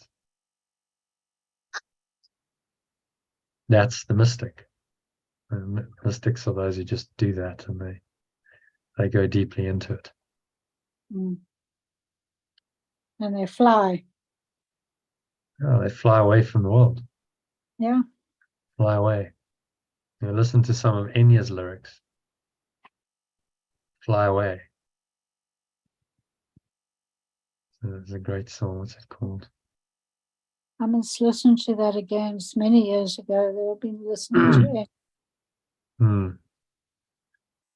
Anyway, I'm getting very tired, so I'm going to tune out. Okay. Thank you, Christine, for joining. And I'll see you tomorrow, maybe. Maybe. Okay, we'll do a 1:30 session tomorrow. So join us if you can.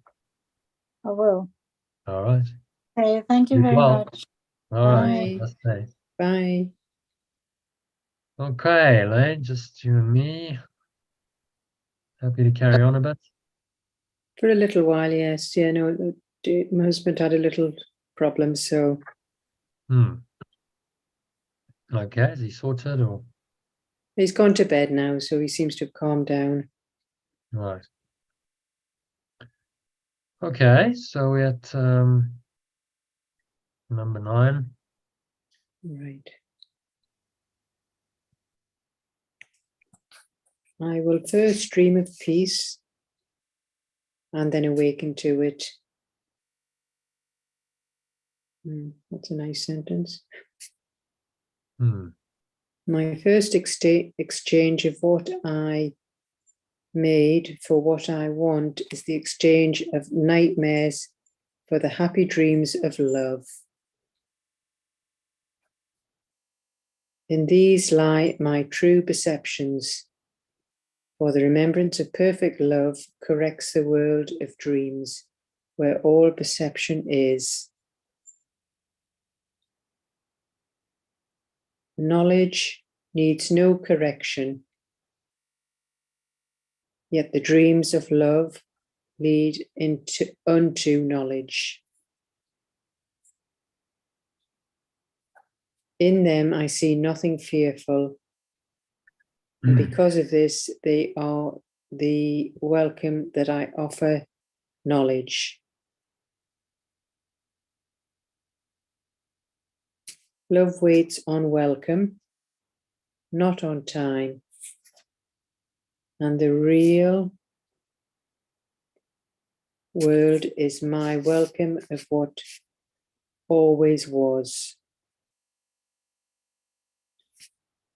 Therefore, the call of joy is in it, and my glad response is my awakening to what I have not lost.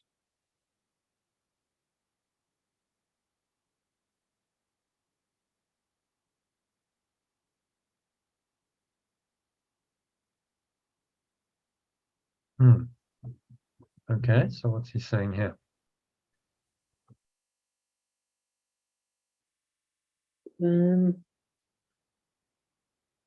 Well, to exchange our nightmares for the happy dream of love is not being lost, it's always there. The knowledge needs no correction.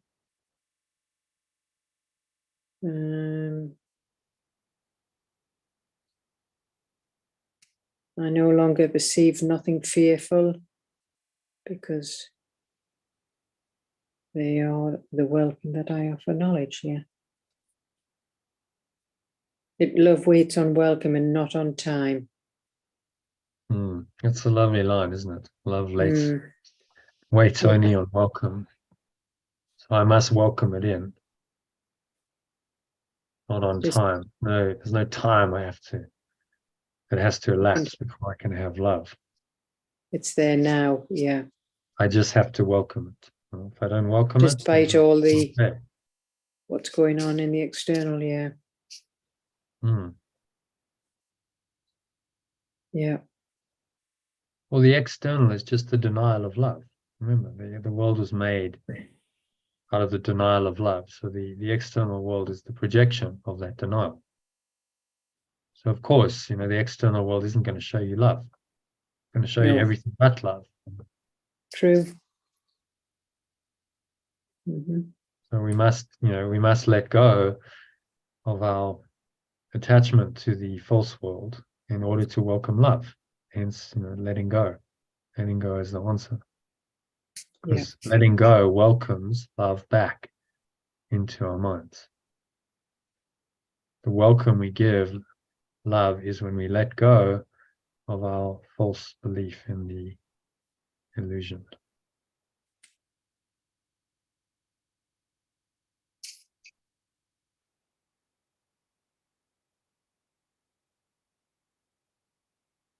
And then the real world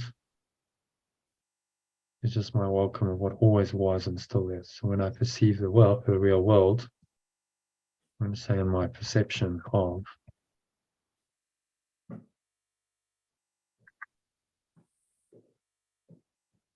is just my welcome of what always was and still is. Right? So when I perceive the real world, I'm saying, yeah, welcome reality back. It's always been there. I just didn't recognize it, but now I recognize it.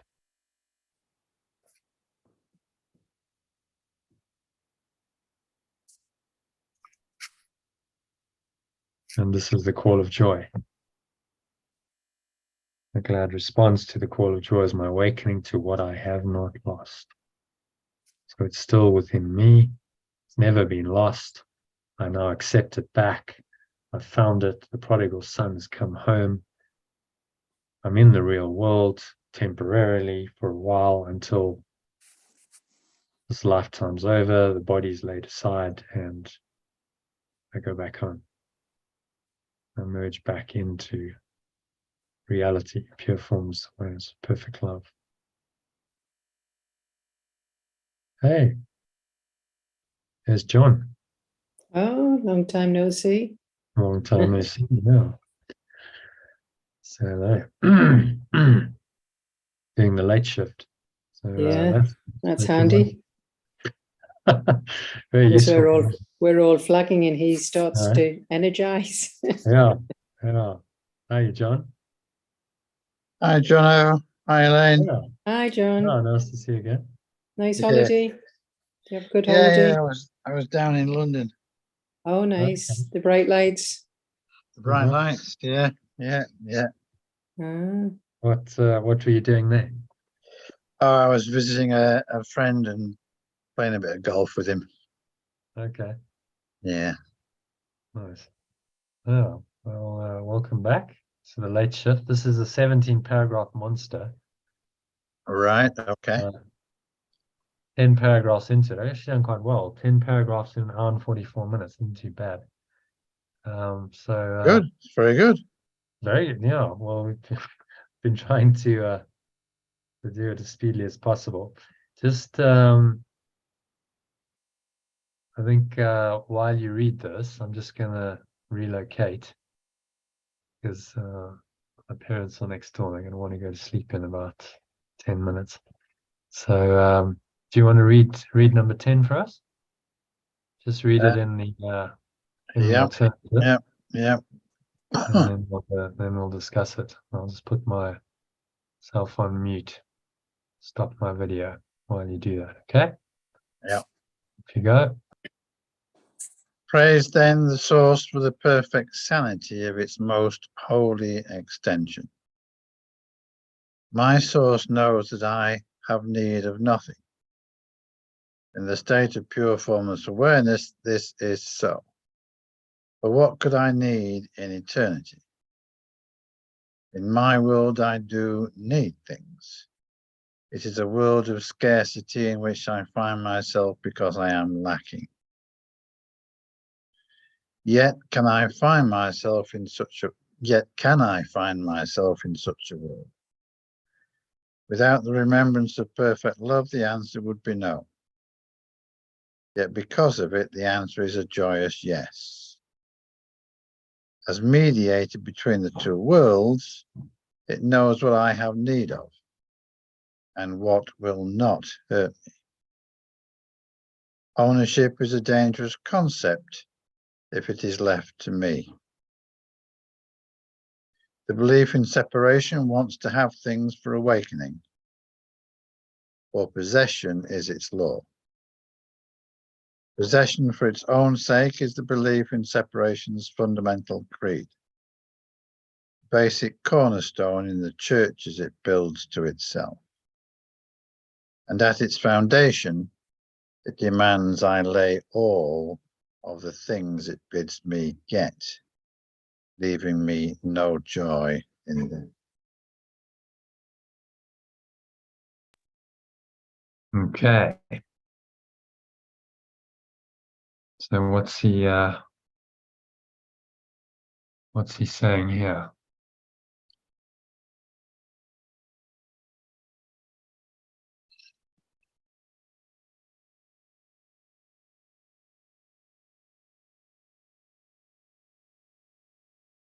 Actually, I'd quite like to read the original as well, actually. Okay, if you want to do that. Praise then the Father for the perfect sanity of his most holy Son. Your Father knoweth that you have need of nothing. In heaven this is so, but what could you need in eternity? In your world you do need things. It is a world of scarcity in which you find yourself because you are lacking. Yet can you find yourself in such a world? Without the Holy Spirit, the answer would be no. Yet because of him, the answer is a joyous yes. As mediator between the two worlds, he knows what you have need of and what will not hurt you. Ownership is a dangerous concept if it is left to you. The ego wants to have things for salvation, for possession is its law. Possession for its own sake is the ego's fundamental creed, a basic cornerstone in the churches it builds to itself. And at its altar, it demands you lay all of the things it bids you get, leaving you no joy in them.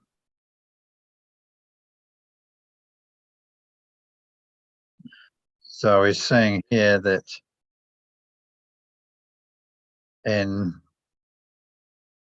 the world of spirit, there is no lack, there is no sense of lack because we don't need anything. In this world of illusions, then we do have to fend with this law of this belief in lack and this belief in scarcity. Mm. But the Holy Spirit is there to help bridge the two worlds. Mm. Yeah, interesting. Possession for its own sake. Belief in separation's fundamental creed. So, I own things just because then I can say I own them. Mm-hmm.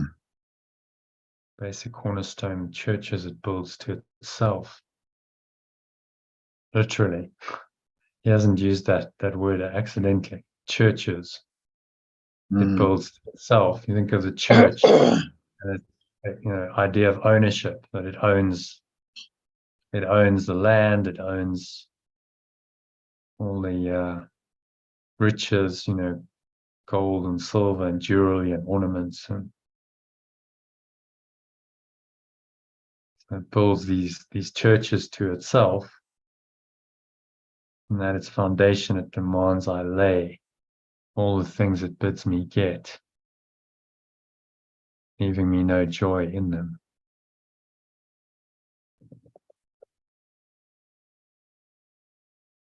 So we seek and we try and acquire these possessions, and they don't bring us the joy that they promise us. Mm. Actually very empty. It's interesting because speaking to Deborah the other night, and she said she had a lifestyle that a lot of people would dream of at one point in her life. So her partner then and her had built this affiliate marketing business, and they could literally go on holiday to the Mediterranean whenever they wanted to, and they could run their business on a laptop. And this is the dream, supposedly. You see all these sites promising, the dream life that will come through this passive income. And she had it, she lived it. And she said, yeah, but once I'd gone on my third holiday to the Mediterranean, I was like, so is that it? Is this what we're going to do? Another holiday in the Med, running our business from a laptop, and it's like, well, where's it going? She said it was empty. It didn't fulfill her at all. So she gave it all up to take a much more difficult path, but one that I think's brought her a lot more fulfillment. So it's interesting because it actually is the case. People who've lived it and actually done it and gone down the road of the ego found that it's empty. It doesn't leave them any joy. Giving me no joy in them.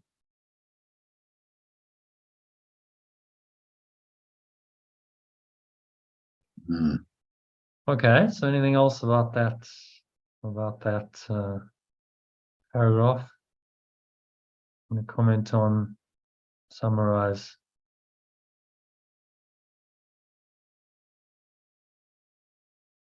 And I find myself in such a world. So the mediator, Holy Spirit, to the remembrance of perfect love, is the mediator between the two worlds. So just have a quick look on diagram here. You can see. So this is the mediator. It's the arrow between the worlds. Takes you from the world of perception, duality, via the Christ self, the true self, which is the entity that perceives, has these true perceptions, which are the Holy Spirit's perceptions, and that combination of the true self perceiving the real world mediates between the illusion and the truth, and helps your mind to go back to the truth. So it's the intermediary, it's the bridge, it's the mediator between the worlds, which is essential. It's not ultimate truth, but it's essential while we think we're in an illusion, that there's some bridge back, back home. Otherwise we'd be stuck here forever.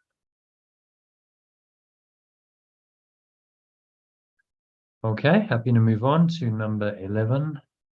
Elaine, do you want to do that one? Read in the alternative. Everything the belief in separation tells me that I need will hurt me. For although the belief in separation urges me again and again to get, it leaves me nothing. For what I get, it will demand of me.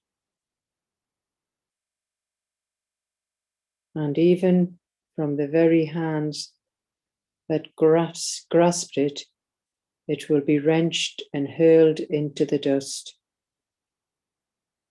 For where the belief in separation sees awakening, it sees separation. And so I lose whatever I have gotten in its name. Therefore, I ask not of myself what I need, for I do not know. And my advice to myself will hurt me. For what I think I need will merely serve to tighten up my world against the pure formless awareness of perfect love, and render me unwilling to question the value that the world can really hold for me.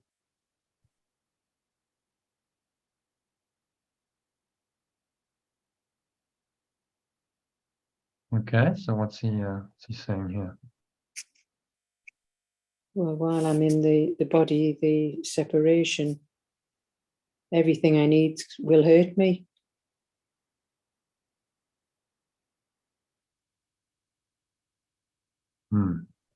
Well, and it happens again and again and ends up leaving me with nothing. And just puts nothing but demands on me, and there we go.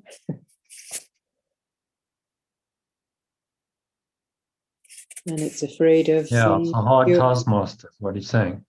Yeah. It will do anything to go against the pure formless awareness, and unwilling to question the value that this world really has for me.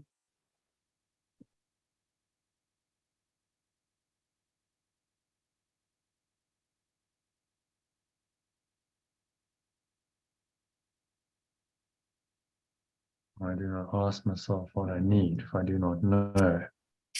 My advice to myself will hurt me. So this is one of the problems with trying to manifest. How do you know what you need? How do you know what you want? You think that if you manifest something, you get this or get that or do that, do this or do that you'll be happy. But do you really know? It's conditioning. Well, we think we do, yeah. And we go down that road. You just have to look at celebrities. Go down that road. They think, well, if I become famous, rich, then I'll be happy.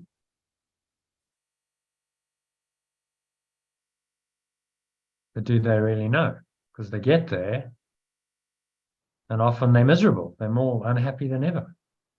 So they thought they knew what would work to bring them happiness, but it didn't work. So that's what he's saying here. I do not know. My advice to myself will hurt me. What I think I need will merely serve to tighten up my world against the pure formless awareness of perfect love, and make me unwilling to question the value that this world really has for me. So they're a good example. Someone who seeks possessions, money, fame, fortune, riches, status, wealth, all these things. Celebrities are kind of have done that. They've gone for that, most of them. Some occasionally they become accidental celebrities because they pursue their passion, but very often it's, they're pursuing the dream. And then they get there and they realize they're not very happy. In fact, they're often unhappier than ever, and there's nowhere to go. Because they've done the ego's bidding. They've got to the top of the ego's tree, and where's there to go then? And they're still not happy. So then they often slide into, depression, and look to things like drugs and alcohol and whatever, special relationships, drugs, alcohol, shopping, various things to try and make themselves feel better. And then they call on someone like Marisa Peer and they say, look, help. I've got all the money in the world, but I'm miserable.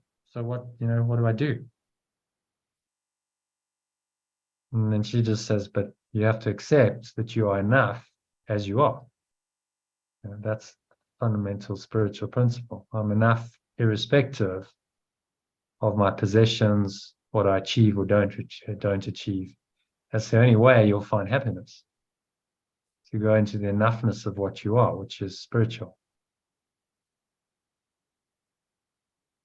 And not look to the illusions to find happiness, satisfaction.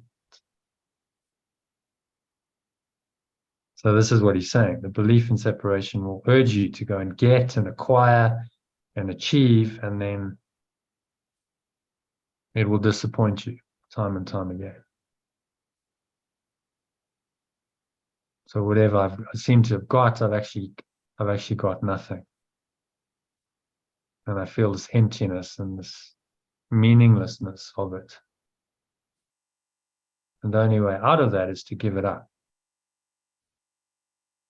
You'll never find true meaning in that thought system.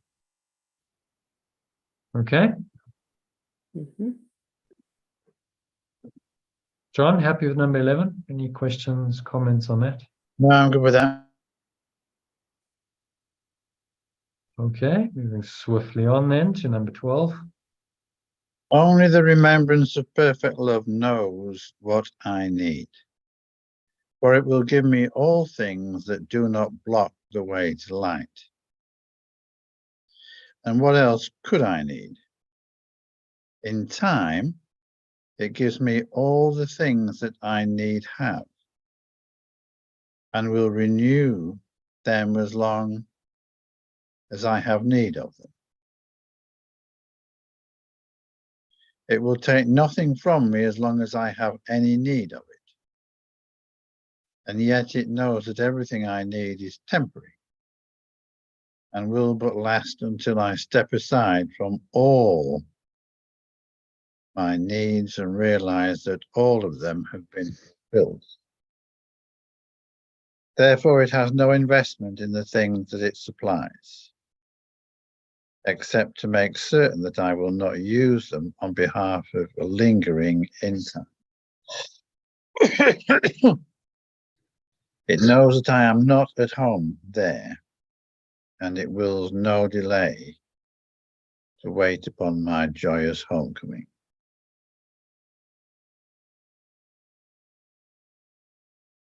Yeah. So what's he saying here? I'm interested in number 4, actually, in time. Because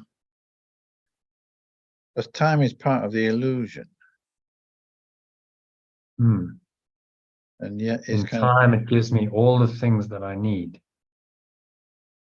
So whatever I need in time, in the illusion of this world, because even advanced teachers of God have some needs. yeah.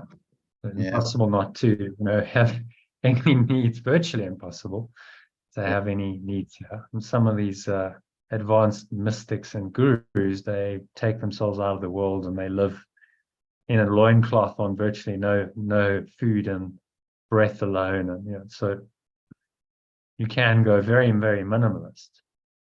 But practically speaking, most people, even if you're fairly advanced, okay, so you need a roof over your head, you need some food, some clothes, perhaps. If you're engaging in the modern world, you might need a phone, a computer, and so on and so on. So you have some needs in order to function and to operate and to do the will of God here. So he's saying that the Holy Spirit, remembrance of perfect love, will give us what we truly need for our journey. Remember, it's a journey back home. It's a journey to ultimately escape from the world. So the Holy Spirit just gives us what's required, and we travel light on the journey. You don't necessarily need to accumulate lots of money, possessions, just whatever you need, without any attachment to them, without any focus on them. And when you're done with them, then you lay them aside, and there's no attachment.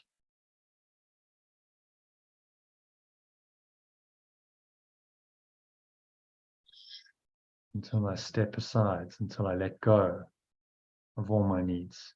Right? So ultimately, when we finally transcend the ego, we let go of all needs, including the body. We don't need a body anymore. We don't need to be in this world anymore. There's no need to be in the world. So we disappear, go back to pure formless awareness, perfect love. So I think the What? key thing is that no investment, no attachment to. Maybe we should change that to attachment to. Yeah, that'd be good. No attachment to the things that it supplies, except to make certain that I will not use them on behalf of lingering in time. I will not use them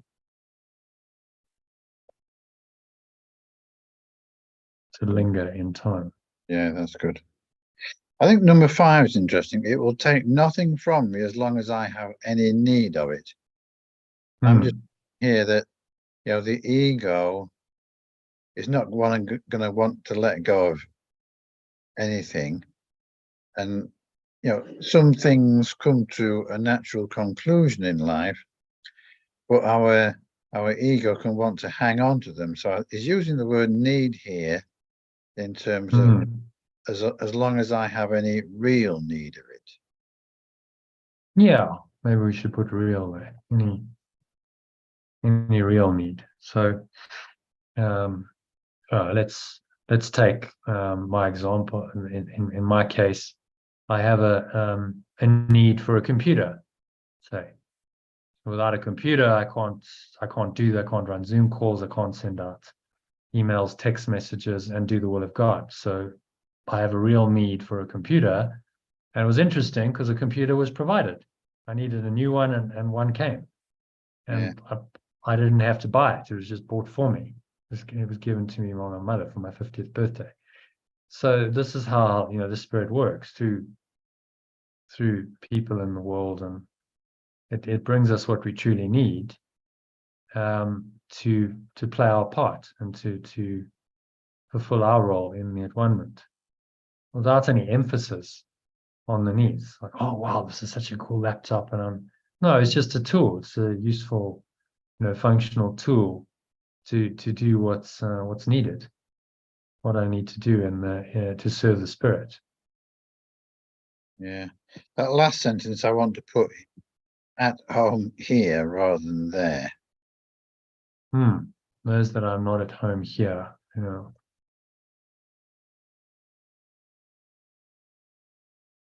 certainly I'll not use them to linger in time. Those that are not at home, or maybe even say in time. Those that are not at home in time, and wills no delay to wait upon my joyous homecoming. And it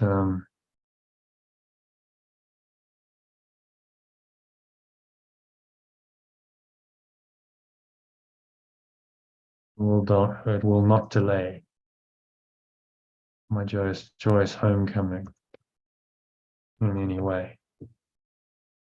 So the idea of the prodigal son, isn't it? We all prodigal sons that have lost our way, and now we've got this guide that's guiding us back home, and just saying, go home. Don't delay in this foreign land you've gone to, where you found nothing but misery and pain.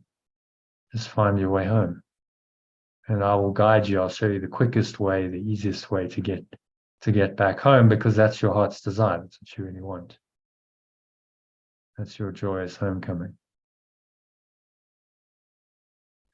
So, what's he saying here in summary? Do you want to summarize that? He's saying that only the Holy Spirit knows what we truly need. We think we need things in this world, in time, but in fact, Spirit knows much better. But it won't take anything from us as long as we really need it.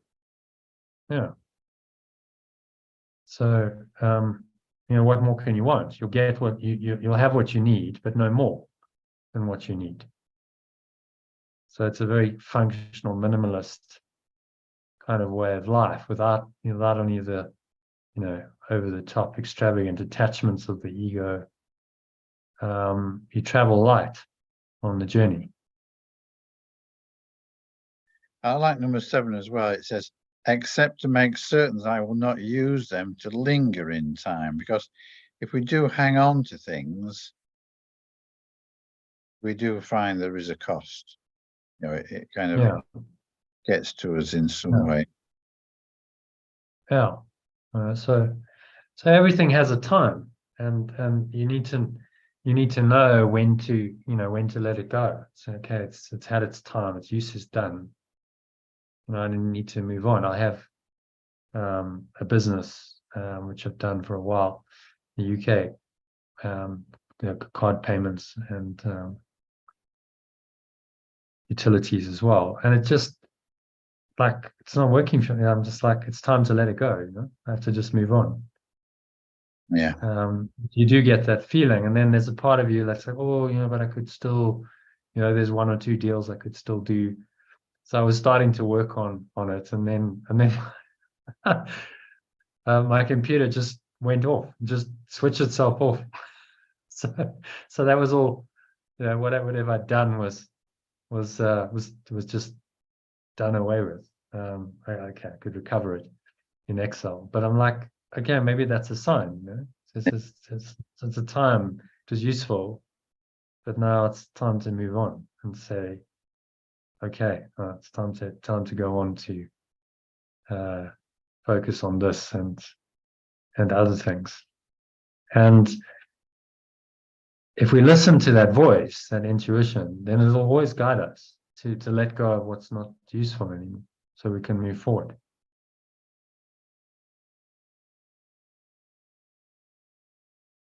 And Yeah, so we don't good. get there in time. We move on swiftly with the journey, the current and the flow of our awakening, without getting stuck in it. And the analogy would be like a river that gets dammed up, or part of it gets into a pool or an eddy or something, and it gets stuck there, and it just stagnates, and it doesn't move and doesn't flow.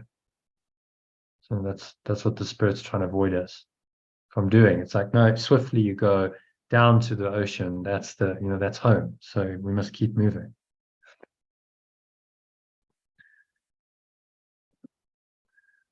Okay, happy with number 12. Yeah. Elaine, happy with that?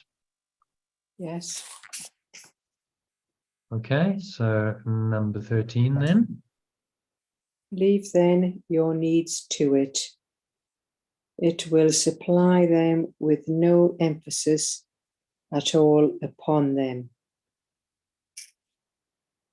What comes to me of it comes safely, for it will ensure it never can become a dark spot hidden in my mind and kept to hurt me. Under its guidance, I will travel light and journey lightly, for it is a sight, for its sight is ever on the journey's end, which is its goal. Pure formless awareness of perfect love's extension is not a traveler through outer worlds.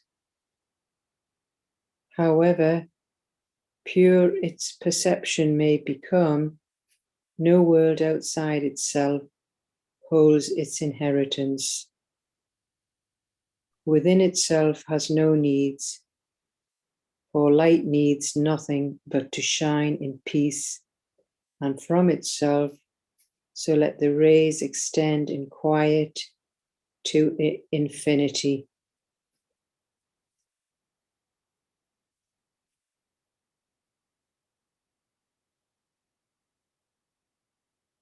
Yeah, so what's he saying here?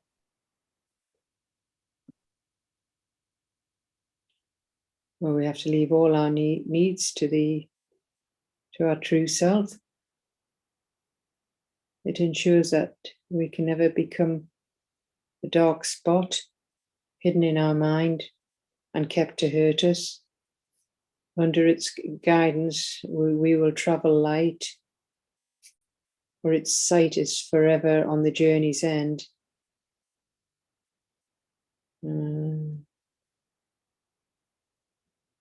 Perfect love's extension is not a traveler through outer worlds.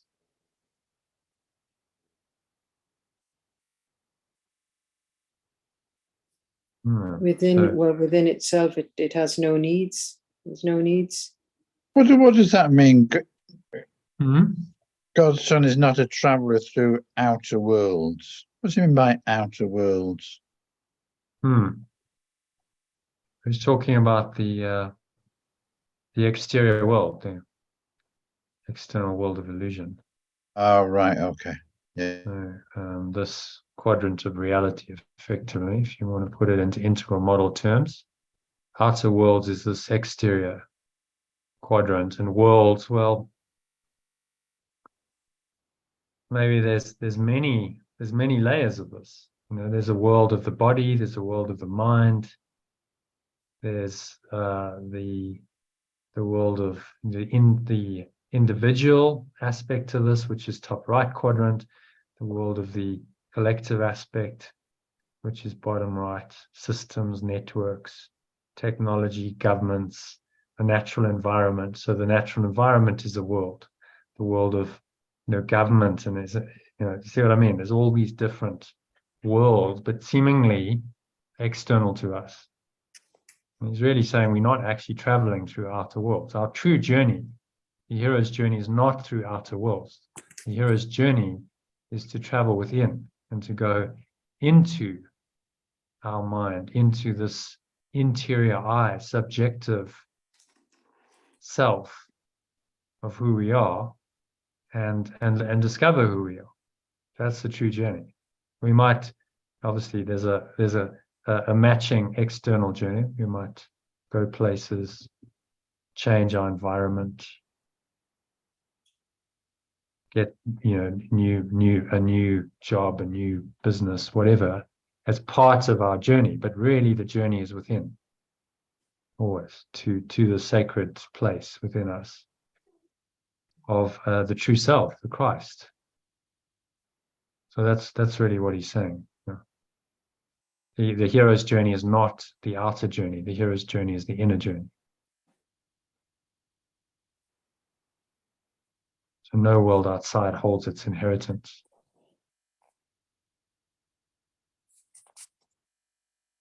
Hold its inheritance. That's its true self. In itself, it has no needs. Your formless awareness needs nothing except to shine in peace, and from itself to let the rays extend in quiet to infinity.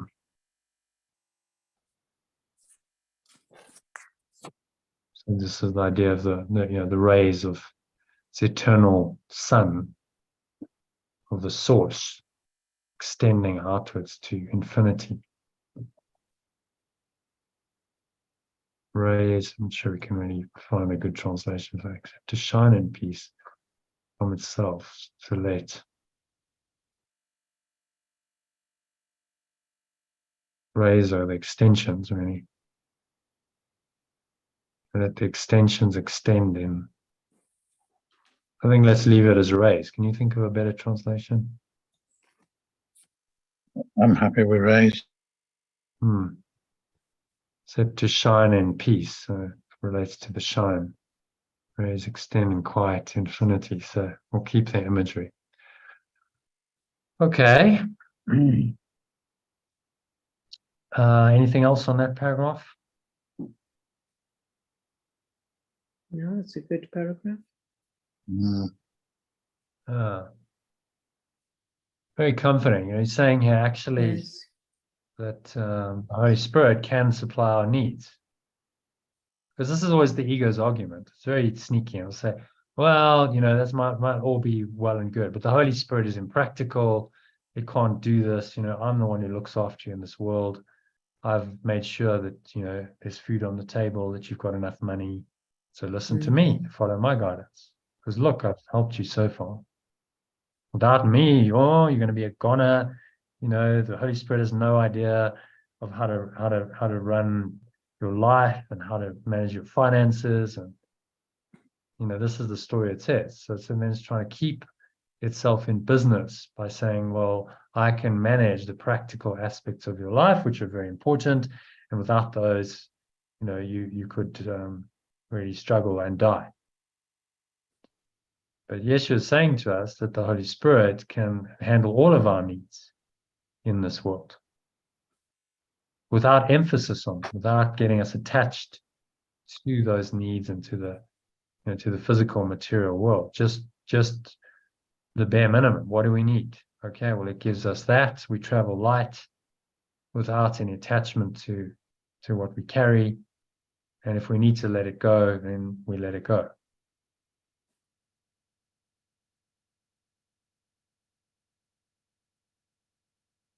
A very, very nice way of operating. We travel light. Perfect. And there's a whole movement towards minimalism in the world. Listen to a talk by these guys who've started this business promoting minimalism in the US. So a guy had this experience where he went and he cleaned out his mother's, she died and he had to clean out his mother's house. It's like, my goodness, just all the accumulation of stuff over years. And the house was just jam-packed with stuff. And it took him a few weeks to clean it all out. And then he went back home and he had a whole load of stuff. And he went, do I really need all this stuff? And he started just letting it go and saying, well, do I know if I don't need it? If I haven't used it in 6 months, it's gone. And he said he decluttered and he got rid of 90% of his stuff. And that was a spiritual journey for him. See, there was an awakening. Like, actually, the world is not about stuff. See, as you let go of material stuff, what you're telling yourself is that the objective exterior world isn't real. It's not that important.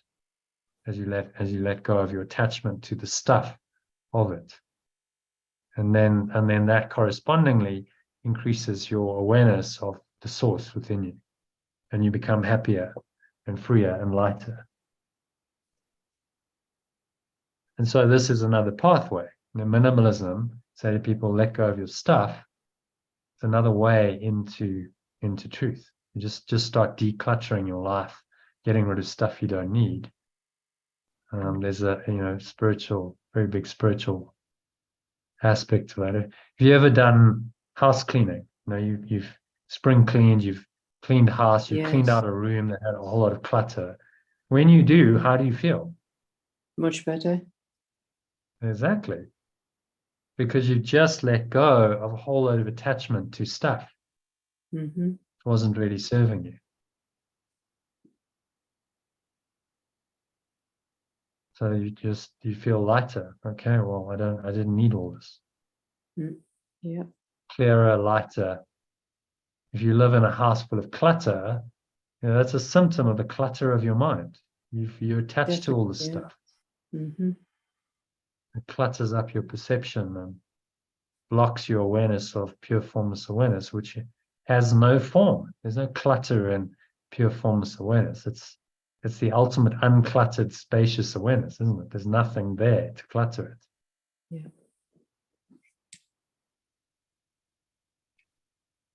So it's a powerful teaching, saying you don't have to. Your needs can be met without emphasis on them, and whatever you need for the journey will be supplied by the Holy Spirit, but without getting you attached to any of it. So it's not going to delay your journey in time. And your journey likely, the idea of traveling lightly is a nice one. I travel lightly, I don't have lots of clutter to carry, no baggage. It's always better. Yeah. We always take more than we need. It's so much easier to travel. Now, I've been moving around a lot the last few years. It's much easier to travel if you travel lightly. There's not a lot of stuff you carry. Yeah.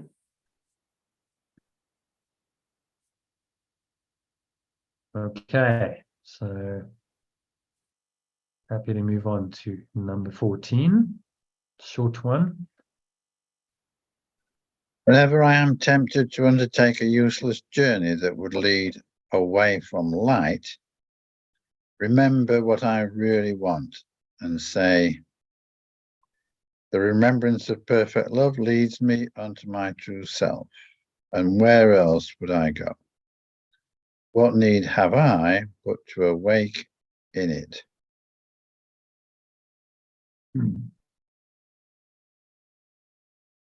Leads me to my true self. Where else would I go? Where else do I want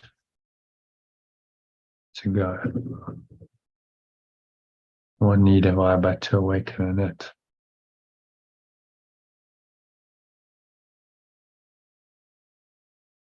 What need do I have?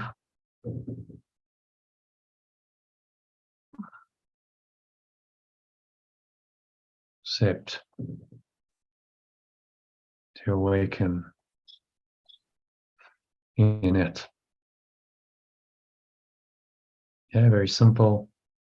Saying there's only one need. If we want to undertake a useless journey, that would be a journey that attaches us to the illusion, into form, perpetuating and strengthening the ego. Lead away from light is pure formless awareness.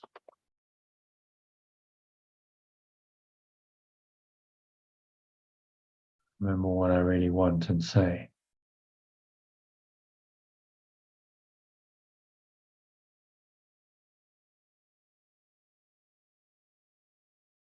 So really a statement saying, this is all I need. I just need my true self. My needs in this world are minimal, whatever furthers my spiritual journey. And my only need is to awaken to this true self. Remember, is the bridge, part of the part of the way out. We need to find our true self as an intermediate step before we can find pure formless awareness of perfect love eternally. It's part of the process of going back home. To identify completely with this is what we can do in this world, and then this awareness, God takes the final step. We just kind of merge back into this awareness. We're really fully identified with our true self, and this awareness is ever present in our mind. And we just, when they finally merge back into it, God takes the final step, means that awareness just comes into our mind. We let the body go and we just merge into it and become one with it. And that's the Christ, the true self returning to God.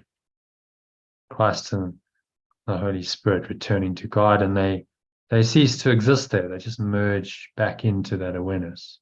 And there is only the one pure formless awareness of perfect love remaining.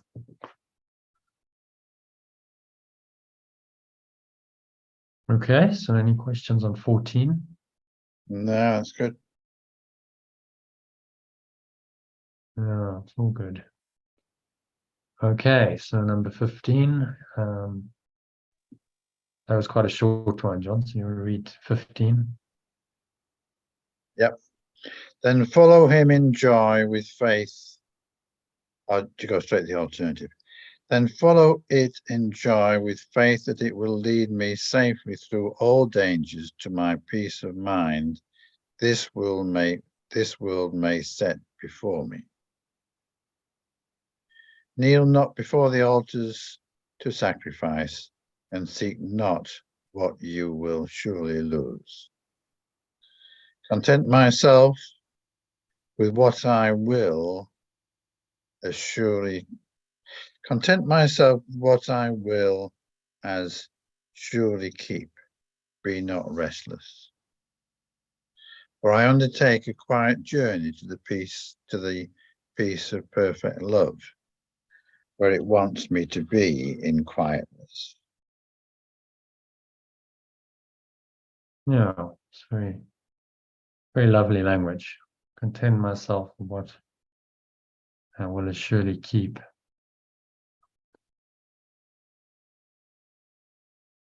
I'm not restless. I undertake a quiet journey to the peace of perfect love, where it wants me to be in quietness. So quietness is stillness, is peace. Asking us to just go into that contented, peaceful state where we accept that this is reality, this is what we are.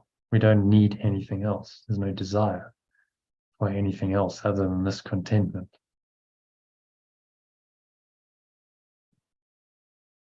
It alters. So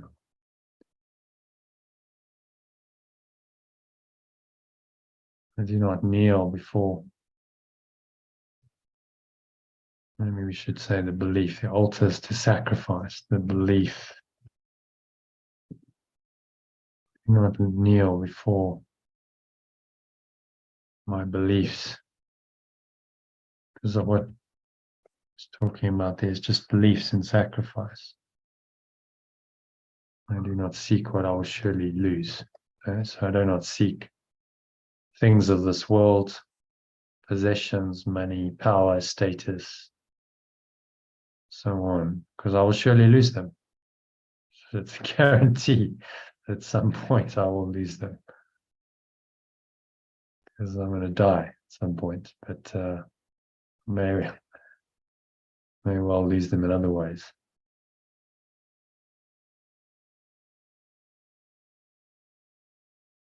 Okay, so what's he saying there? Paragraph 15. Saying if we follow Holy Spirit, we will be safe and we don't need to worry.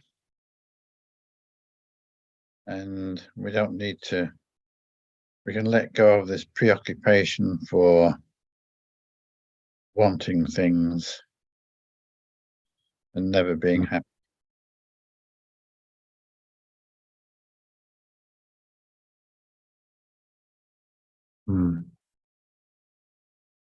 Undertake a quiet journey to the peace of perfect love. It wants me to rest in quietness. So to just be content in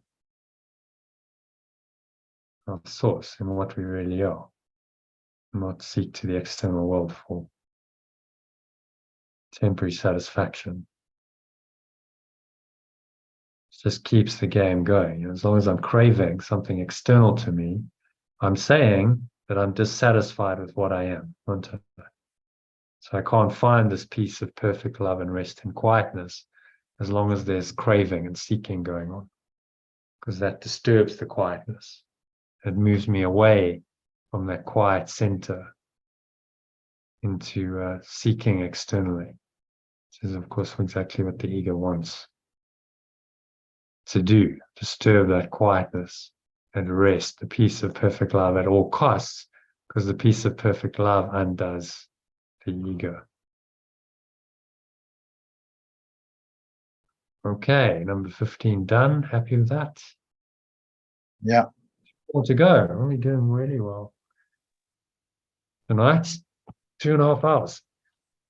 In me. So, Elaine? In me, I have already overcome every temptation that would hold me back. I walk together on the way to quietness. That is the gift of pure formless awareness of perfect love. Hold me dear, for what except my companions can I need? So We he's will. talking about me. Just wait a minute. Let's catch up.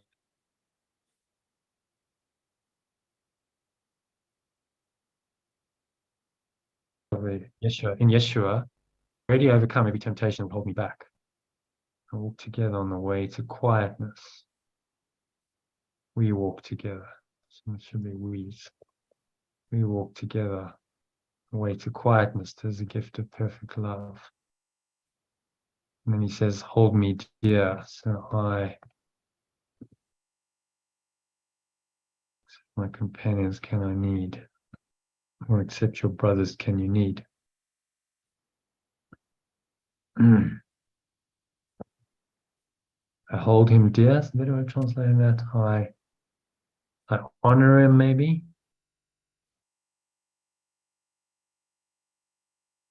Okay. I honor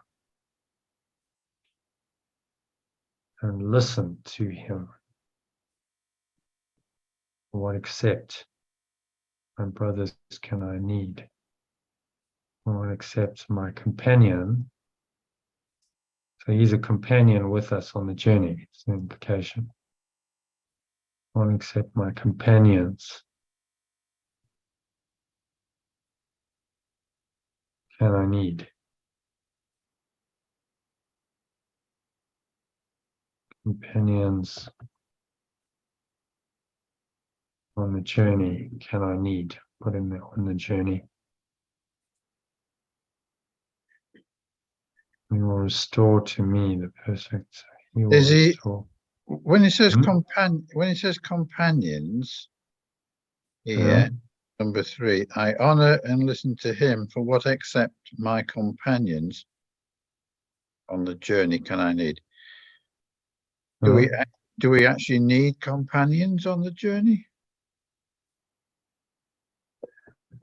I mean, what he's seeming to indicate, what except my companions can I need? So we go home together.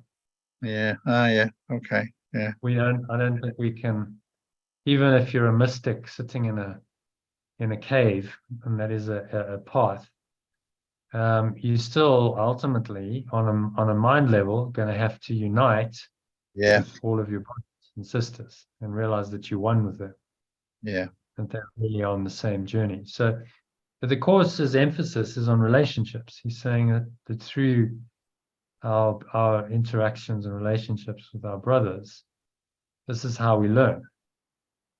This is how we learn who we are, the truth of perfect love. More than in any other way. It's the quickest way. So yeah, it's very much a path that emphasizes our relationships with others, and how we relate to them is critical. And if you judge and condemn them, then you judge and condemn yourself, and you deny your source in that way. And in number 4 it says, we will restore to me the peace of mind that we must find together. So the we is We, being a he's Holy talking about Spirit. the companions. Except your brothers can you need. So he's saying we as companions will restore to you the peace of mind that we must find together. Not work with the me. So maybe we just say my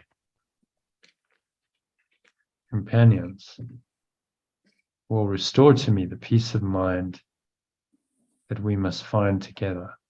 Right? So as I perceive them correctly, they are all my brothers, my companions on the journey home. They are helping me to find my way home as I'm helping them to find their way home. See, that's interesting, Peace of because mind that we must find together. when I first read that, we instead of my companions, I thought he meant Holy Spirit, pure formless awareness Yeah. will restore to me. Yeah. What except your brothers can we need? I think in context, he's talking about the brothers. Yeah, And he's a brother on the journey with us. Although he's incorporeal, he's no longer physical. He's including himself in the brothers. We will restore to you the peace of mind that we must find together. So this is the at-one-ment. At-one-ment cannot be found alone, because otherwise it wouldn't be at-one-ment, would it? It must be found with everyone. You must incorporate everyone into your at-one-ment. Everyone's got their journey though. Some may find it sooner than others, but in your perception, you must see that everyone is included in it. So you find it together with your brothers. Perception of it. Okay, is that clear? Yeah. All right. What else? So what else is he saying? Remembrance of perfect love will teach me to awaken unto us and to myself. To awaken to us and to myself. Yeah, to the, maybe we say the unity of us and to myself. And the truth is, the self, true self, capital self, is one. That there's only one self that unites us. We're all the same. We unify in our awareness of that self as ourself.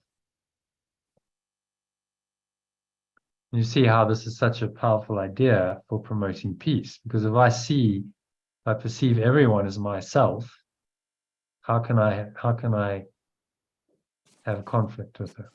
How can I be angry with myself? They are me and I am them. Only when we have the illusion that they're not myself and they're some other self, the conflict is possible. See that?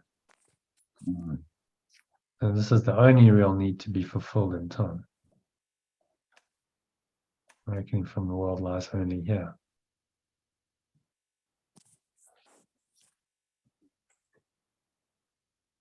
My peace I give myself. I give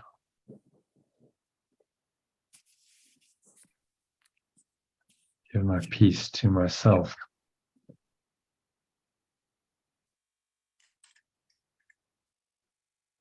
Take it of me, he says, take it I.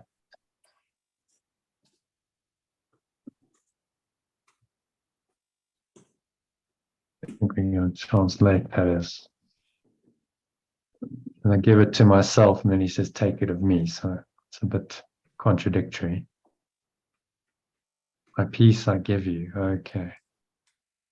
So he's giving, I see. So he's saying, Yeshua gives his peace to me. I take it from him in glad exchange for all the world has offered.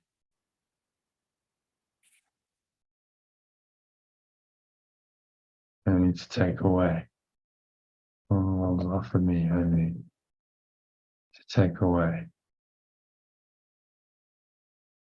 Yeah, so saying you can value the world of illusion, the world's offered you these things, but will take them away. But this peace that passes all understanding cannot be taken away. And we will spread it like a veil of light across the world's sad face, spread it like a veil of pure formless awareness across the world's sad face, in which we hide our companions from the world and it from them.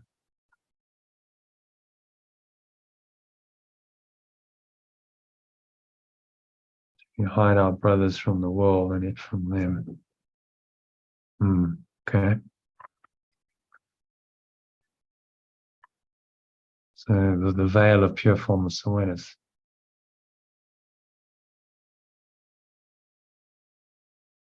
Maybe instead of hide, what do you think about freeze? In which we free.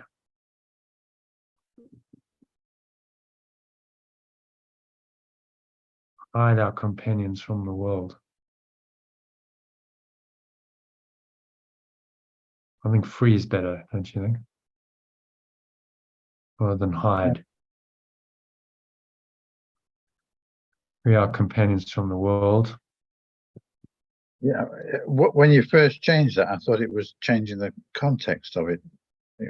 But Well, hide, what is he saying? The veil of light hides our brothers from the world. In other words, it separates them from the world. They're now hidden in the veil of light. Somehow, saved or hidden, protected or freed. right. I'm not sure hidden. I'm not sure hidden really works there. Yeah. We hide our brothers from the world, in which we free our companions from the world in this pure formless awareness. Hides the world's sad face, and we free them in this pure formless awareness. I think that's more descriptive. And it from them. So we free it and it from them, free our companions from the world, and the it, we free the world from them. Okay, interesting. We want to say that this part, we just delete it. It's necessary. Yeah, I think it's better to delete. Just delete it. I don't think it's necessary. Okay.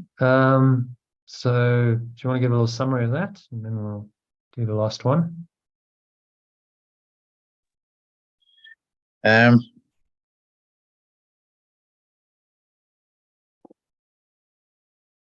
Well, it's saying that we walk with spirit and our companions, and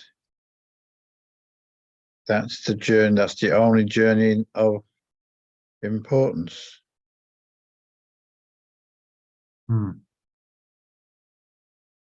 We walk home together. There's something really beautiful about going, yeah, you know, we're all on the same journey. We're going to the same place. Everyone's my companion, therefore. Quite like that, you know, brother instead of brothers, companions, because they're my companion on the journey home. And so my purpose is their purpose. We share the same destination, the same purpose, the same goal, the same function. We're on the same journey home. So we're one. It's no different. There's no difference. Everyone is actually on that journey, whether they accept it or not.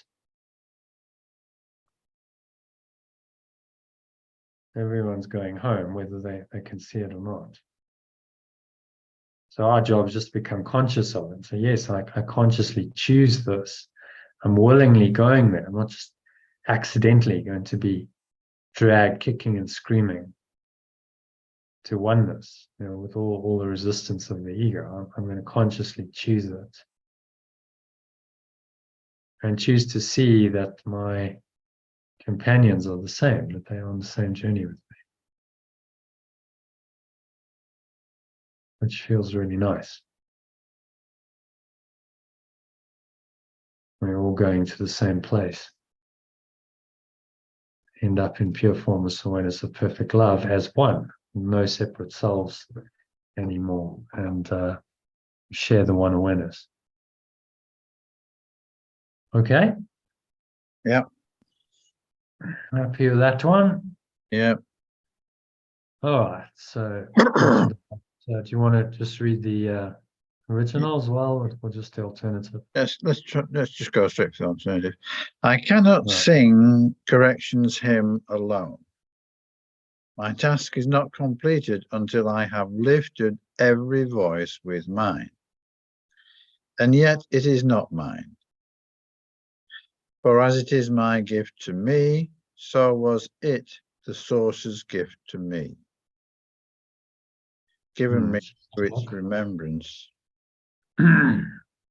So sometimes I'm using AI to do this translation. So sometimes it doesn't quite get it right. And yet it is not mine. Yeah. Mary. For it is my gift to you, and yet it is not mine. For as it is my gift to you, so it is the Father's gift to me. So here he's talking about himself as Yeshua, and then it gets confused because yet it is not. We're personalizing, that needs to become Yeshua's. Yet it is not Yeshua's. For as it is my gift, as it is his gift to me, so was it Source's, Father's gift. As it is his gift to me, so was it the Source's gift to him, given me through its remembrance of perfect love. So was it the Father's gift to me, given me, so he's talking about himself through his spirit. Okay, so given, where are we? Given me through, given him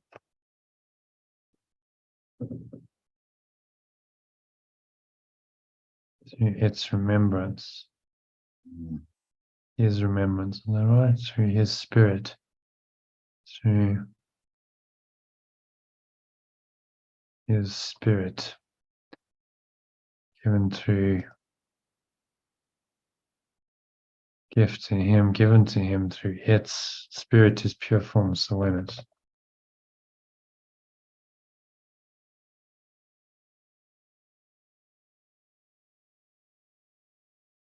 Given to him through its pure formless awareness. Okay, sound of it will banish sorrow. Now the rest of it is okay. It's just the original is useful sometimes when he's referring to himself, and you have to go to the original to make sense. What he's saying. Sound of it will banish sorrow from the mind of perfect love's extension.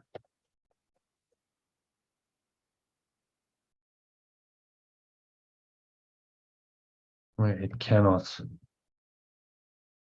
abide, maybe where it cannot stay.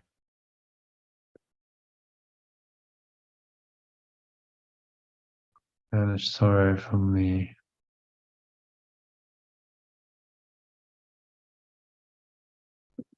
awareness of perfect love's extension. Where it cannot remain.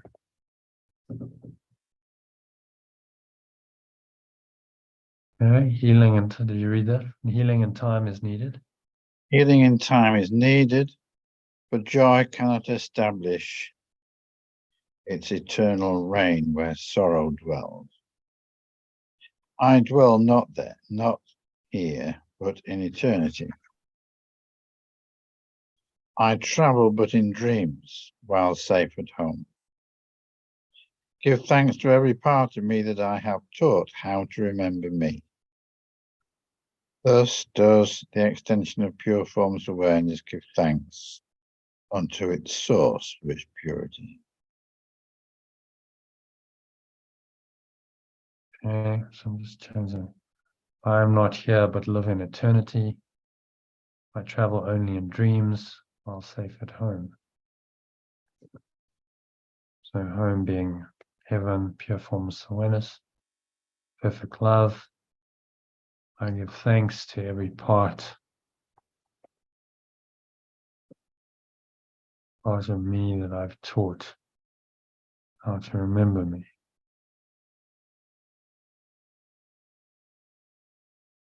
Part of me that I've taught how to remember.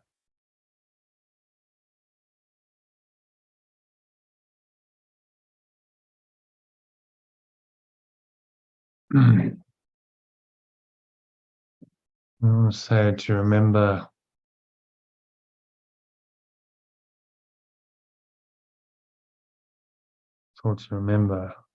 How about, this is quite nice, mate.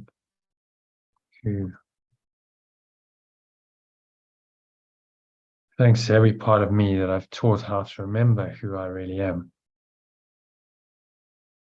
That's the extension of pure formless awareness.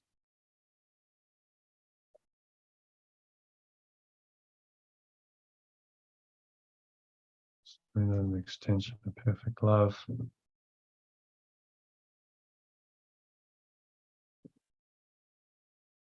Thanks. So let me just say I as. So I as extension of perfect love give thanks to my source for my purity. Okay. Do you want to read that from the top? Just to make sure that all makes sense. I cannot sing corrections hymn alone. My task is not completed until I have lifted every voice with mine. And yet it is not Jeshua's, For as it is his gift to me, so was it the source's gift to him, given to him through its pure formless awareness. The sound of it will banish sorrow from the awareness of perfect love's extension where it cannot remain. Healing in time is needed, but joy cannot establish its eternal reign where sorrow exists. I am not here, but live in eternity.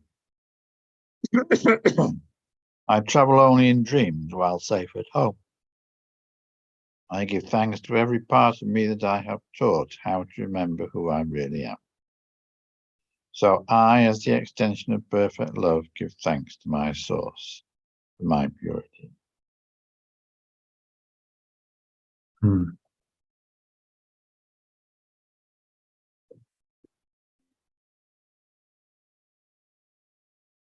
Okay, so what's he saying there? In summary?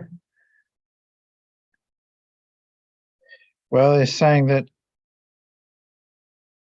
our awakening can only really happen when all of our companions have awakened also.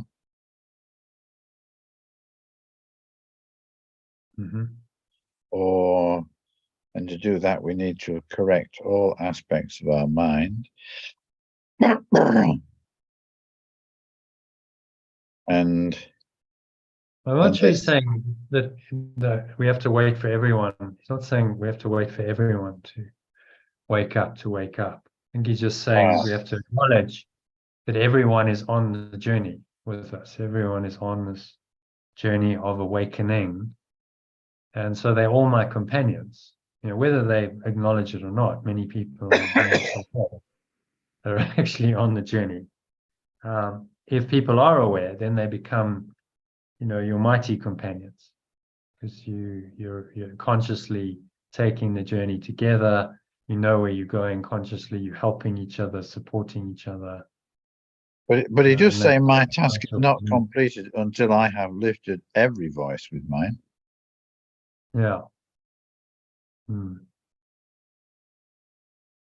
Yeah. So the full at one-ment would be only be accomplished when every mind has been healed. That's the total at one-ment. But you can leave the body.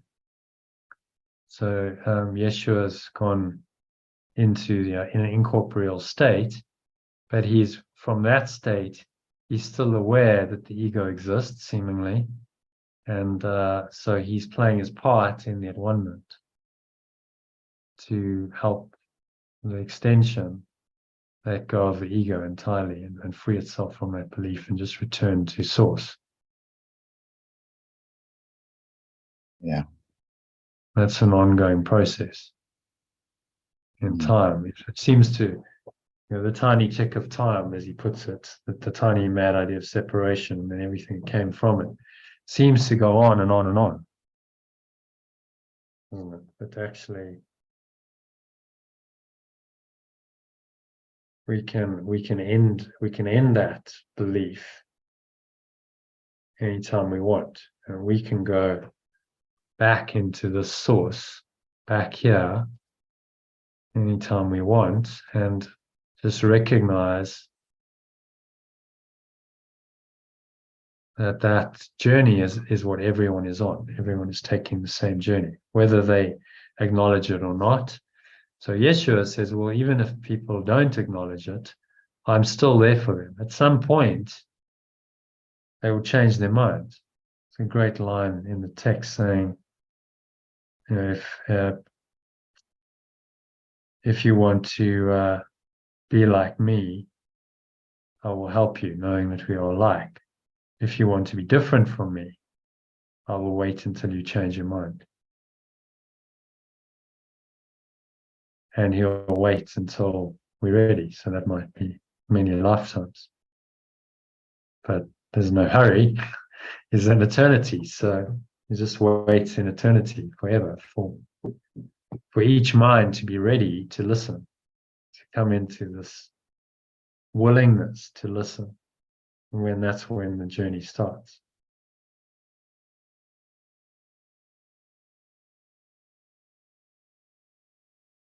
Okay, so anything else in number No, but 17? there's nothing in that, John. I do have a question from the other day, though. It's just one Okay. sentence. Yeah, okay. Do you want to fire away? It's from section 5, the 2 emotions. Okay, let's pull that up. See if I can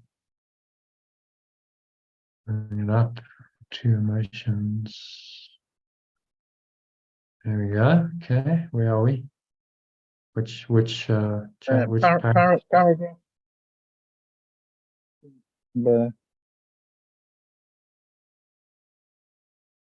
paragraph?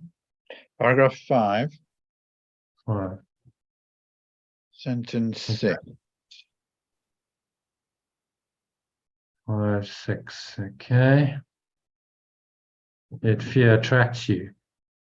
Yes. Yet fear attracts you, and believing it is love, you call it to yourself.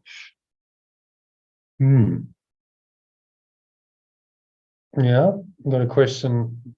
Yeah, about I don't understand it. I understand, number 4 makes sense.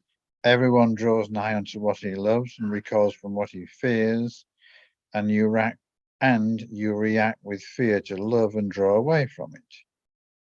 Yet, and then this, yet fear attracts you. I can't, I'm trying to think of it an is love, you call it to yourself. Okay. I can't think of, I can't understand what he's saying. Okay. So we switched fear and love around. We think that fear is now love, and we now fear the genuine love that will heal us. So this fear, which is our separate self, and everything, fear is really a placeholder here for the thought system of separation, the ego. Okay. So the thought system of the ego, the belief in separation, right, okay. attracts us. Yeah. And we believe it's love. So the ego has done this convincing job on us to try and convince us that this thought system is actually love. This is what we want. Yeah. And so we're attracted to it, and we get attached to this fearful world, and we think we love it. Yeah. So that plays out in many ways, doesn't it? We think we love people in this world, special relationships. We think we love places, things, objects, substances. And we believe that this is love, and so we call it to ourselves. And so we get attached to the world of fear, believing that it's actually what we want and what we love. And we totally inverted reality. So this is what we want. This is what we cherish and what we value. This is love. And the ego masquerades as love here. It tells us, well, you can love another person. That's love.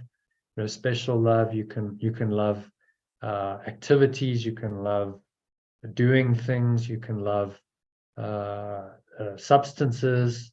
You can have love in this world. So we believe it's love, but actually it's fear.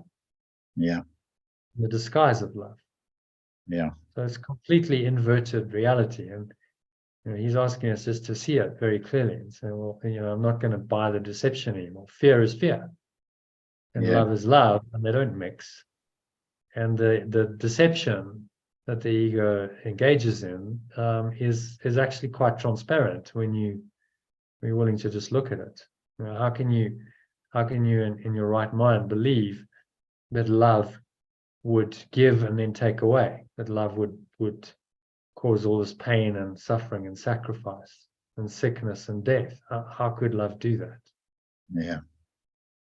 So we call fear being the thought system of the ego to us, and then we deny love. We say, actually, I'm scared of love because that's the undoing of my ego, and I'm attracted to the ego, which is really fear, believing that is what I really love and what I want. Yeah. And We got to correct that delusion to free ourselves. That makes sense, John. Thank you. Yeah. Remember, fear, when he says fear, it's actually a placeholder for the entire ego's thought system. Okay. So fear is the thought system of separation, substitute. Yet the thought system of separation attracts you. And believing it is love, the thought system of the Holy Spirit, you call it to yourself. You think that's what you want. You got confused about what reality is and what you really want. Yeah.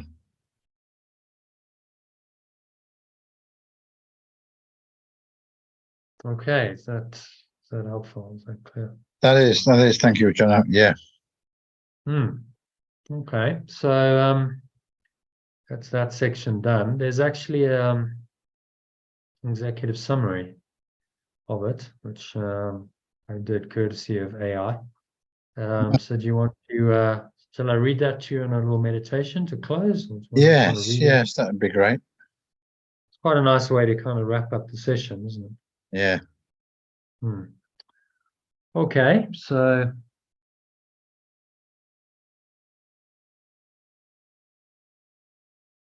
get this going.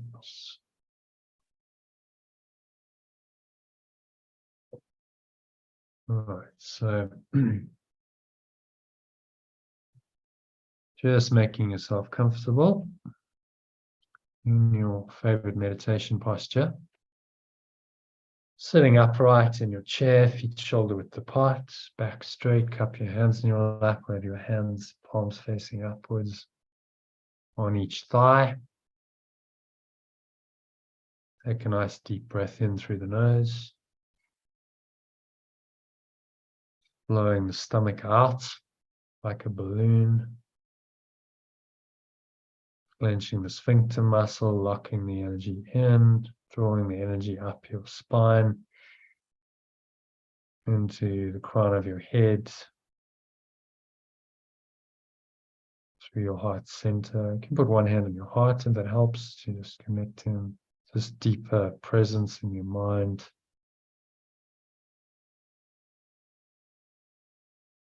Scan your mind for any thoughts, emotions, body sensations that are in any way distracting. They don't feel pleasant, they feel uncomfortable. Breathe into all of those. You breathe in the light of your true awareness, pure formless awareness. You can visualize light, and that helps you flowing into deeper awareness. And I'm just going to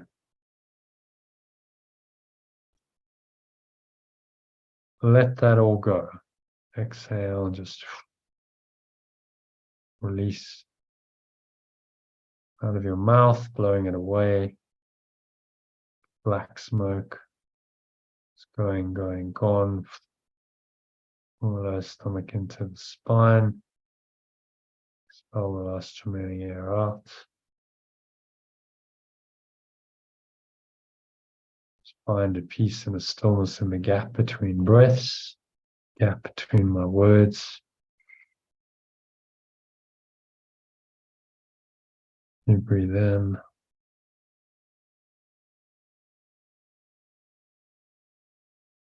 And out through the nose. And just settle into a gentle, rhythmical pattern of the breath. Inhale for a few seconds and then exhale.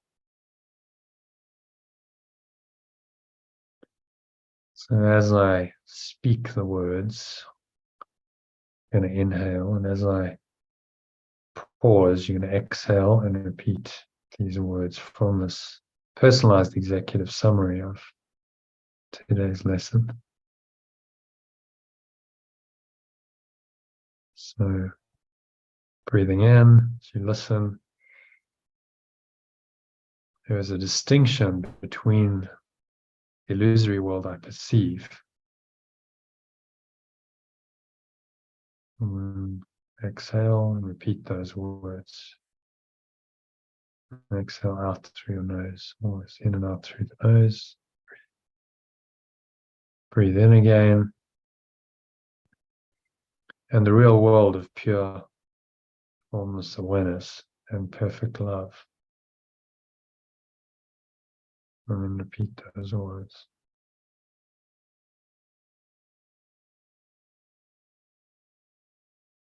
As you exhale, repeat those words. Breathe in again through the nose. Exhale, inhale breath. Hold the breath as you listen. So the world I see is filled with separation, disappointment, and decay.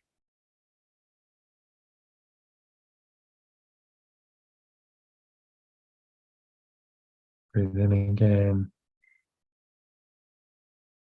Lacking true value and unable to touch the living world.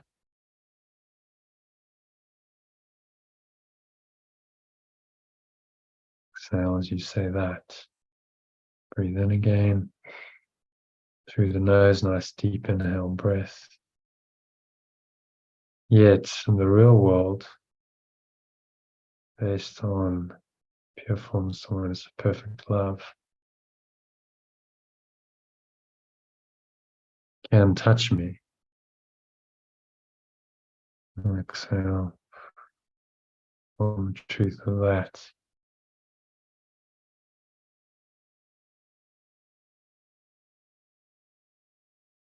Inhale and offer me peace if I am willing to learn that the world I made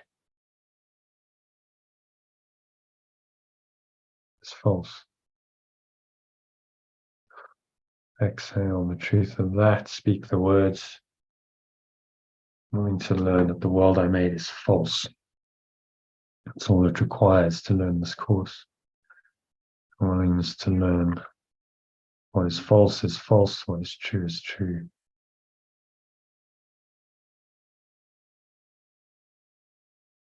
So breathing in again.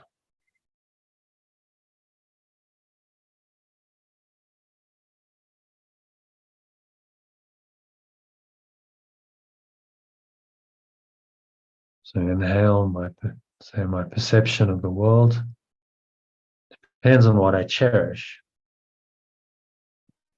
Exhale, repeat that. Breathe in again through the nose. And if I value the world of separation, repeat that as you exhale.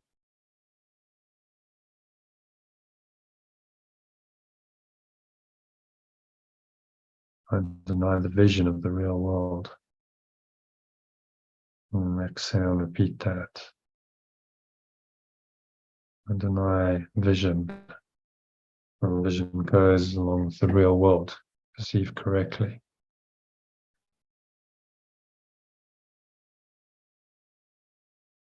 Breathe in. Love always answers my call for help and offers me a joyful journey home.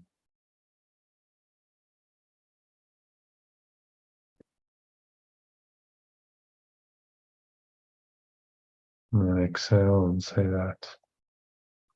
Love always answers my call for help and offers me a joyful journey home. Breathe in again.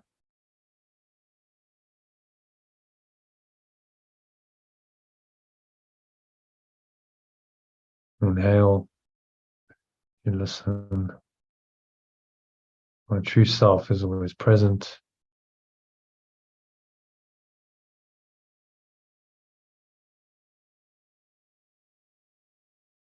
Even if I don't recognize it.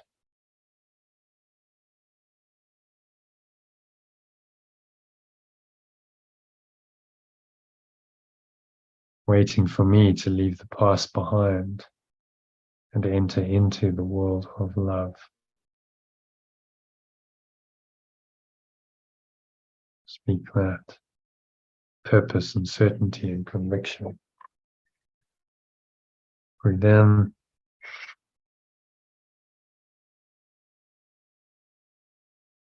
While I may catch glimpses of the other world,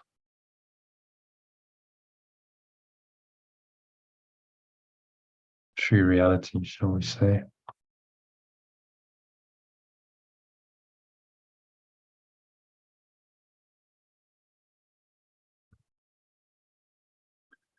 I often prioritize my own world.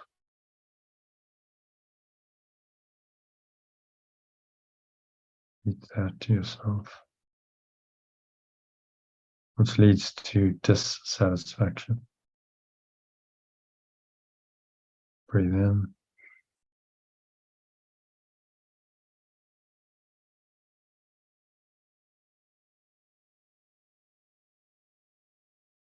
Only by exchanging nightmares,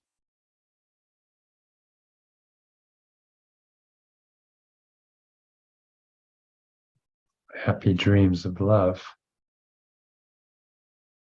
can I correct my perception and awaken to true knowledge.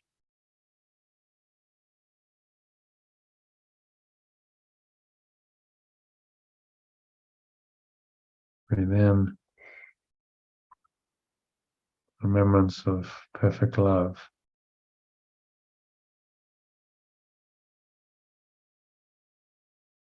Knows what I truly need.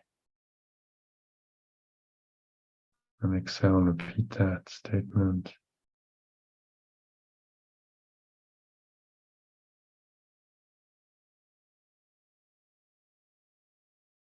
And will provide it without emphasizing material possessions or delaying my awakening. As you exhale, repeat it. My spirit remembers that perfect love will not emphasize any material possessions.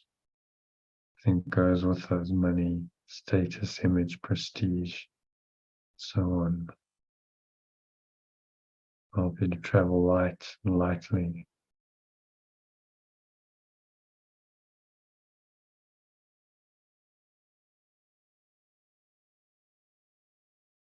And breathing in again. May I choose to remember my true self. Follow the path of perfect love. Repeat that as you exhale. Breathe in again. Letting go of unnecessary journeys that lead away.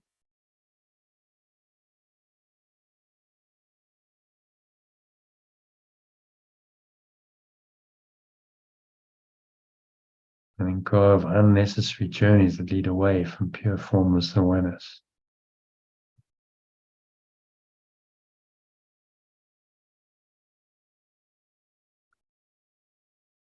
Of perfect love.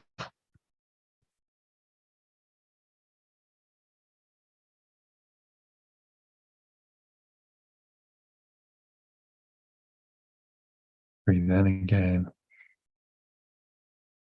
My goal is to reach the peace of mind found in pure formless awareness, perfect love.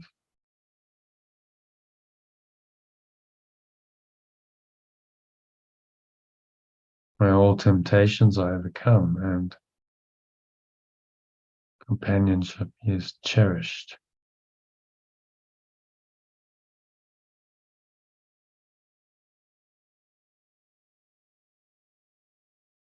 May all my temptations are overcome, companionship is cherished. Repeat that. And again. By spreading the veil of perfect love across the world. Repeat that. As you exhale. Breathe in.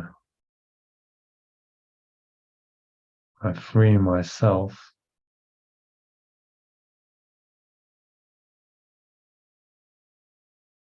and my companions from the world's sorrow.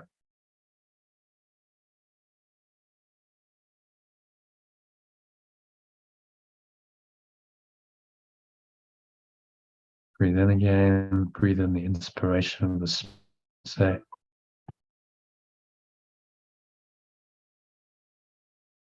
I'm inspired to lift.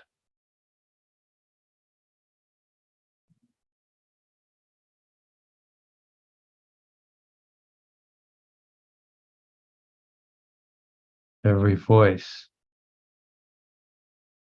and singing the hymn of correction.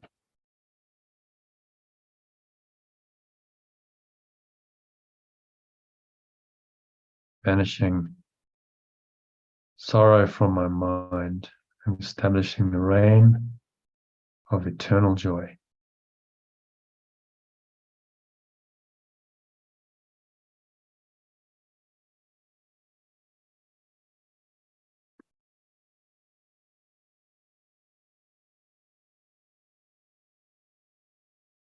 And gratitude, I give thanks to my source for its gift of pure joy.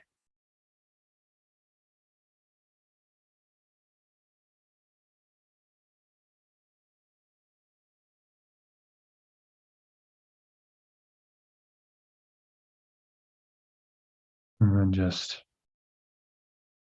rest for a minute or two in that pure joy. Nothing else you need to do, nowhere else to go, nothing else to think about.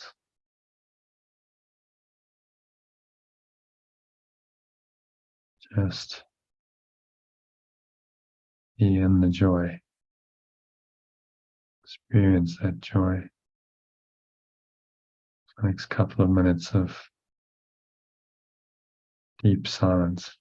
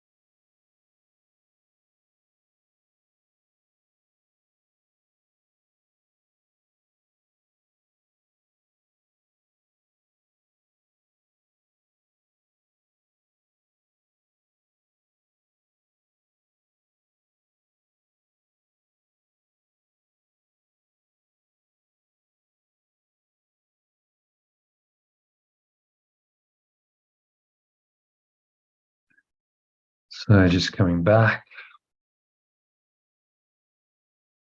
deep state of joy, into awareness of the body, the breath, senses in the world, but carry this joy with you wherever you go. So on the count of 3, you're going to open your eyes. So 1, breathing in, you're noticing the stomach rise and the chest rise as you breathe in. Noticing the subtle flow of air in through the nostrils. Scan your mind, notice any thoughts, emotions, related body sensations, anything that feels at all unpleasant, difficult, challenging, contracted, constricting. Just observe it briefly and let it go. Let it go with the breath. Remind yourself that it's really nothing. You share perfect love's will for happiness for you. So anything that seems to make you unhappy simply does not exist. You blow it away like dark cloud, leaving you. It's going, gone. To the nothingness that it really is.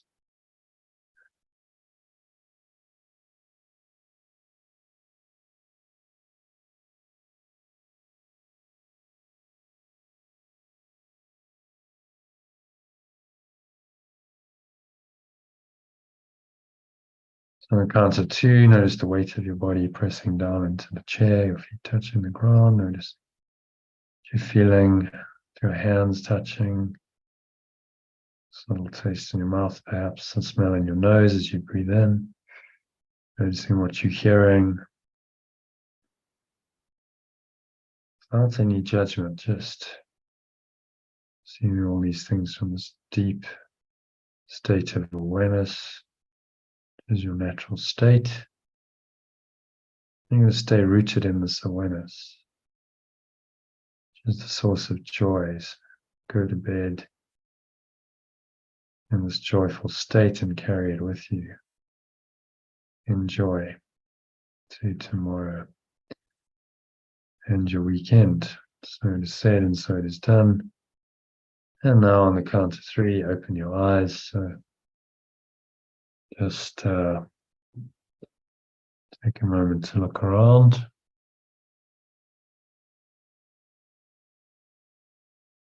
Observing the various objects in the room, and notice that this awareness, very peaceful, calm, joyful awareness, is still there no matter what you look at. Just let your eyes rest randomly on, say, half a dozen objects for a few seconds at a time. And you notice that underlying all of them is this deeper awareness. So that joy hasn't left you, even though you're now back in the domain of sense perceptions.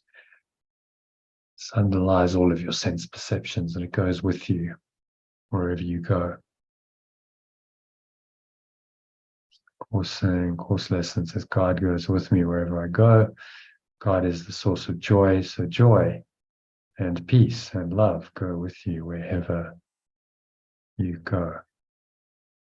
So that's what I wish for you. Stay in that state.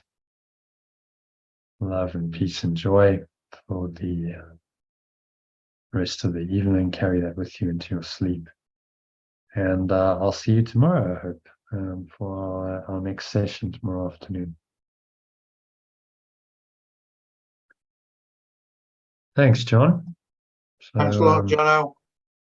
Yeah, it's only a pleasure. So thanks for joining the late shift. It's always good not to have to finish myself. And I'll see you tomorrow. Yeah, probably see you tomorrow. I probably will actually, yeah. Okay, we're going to do an afternoon session, 12:30, but join later if you want to do the text. Yeah. I'll get to that around 3 o'clock or something. Okay. Thanks, All John. right. Okay, thanks for joining, and thanks for your payment, by the way. Oh Appreciate yeah, that. jolly good. All right, namaste. Namaste. Sleep well.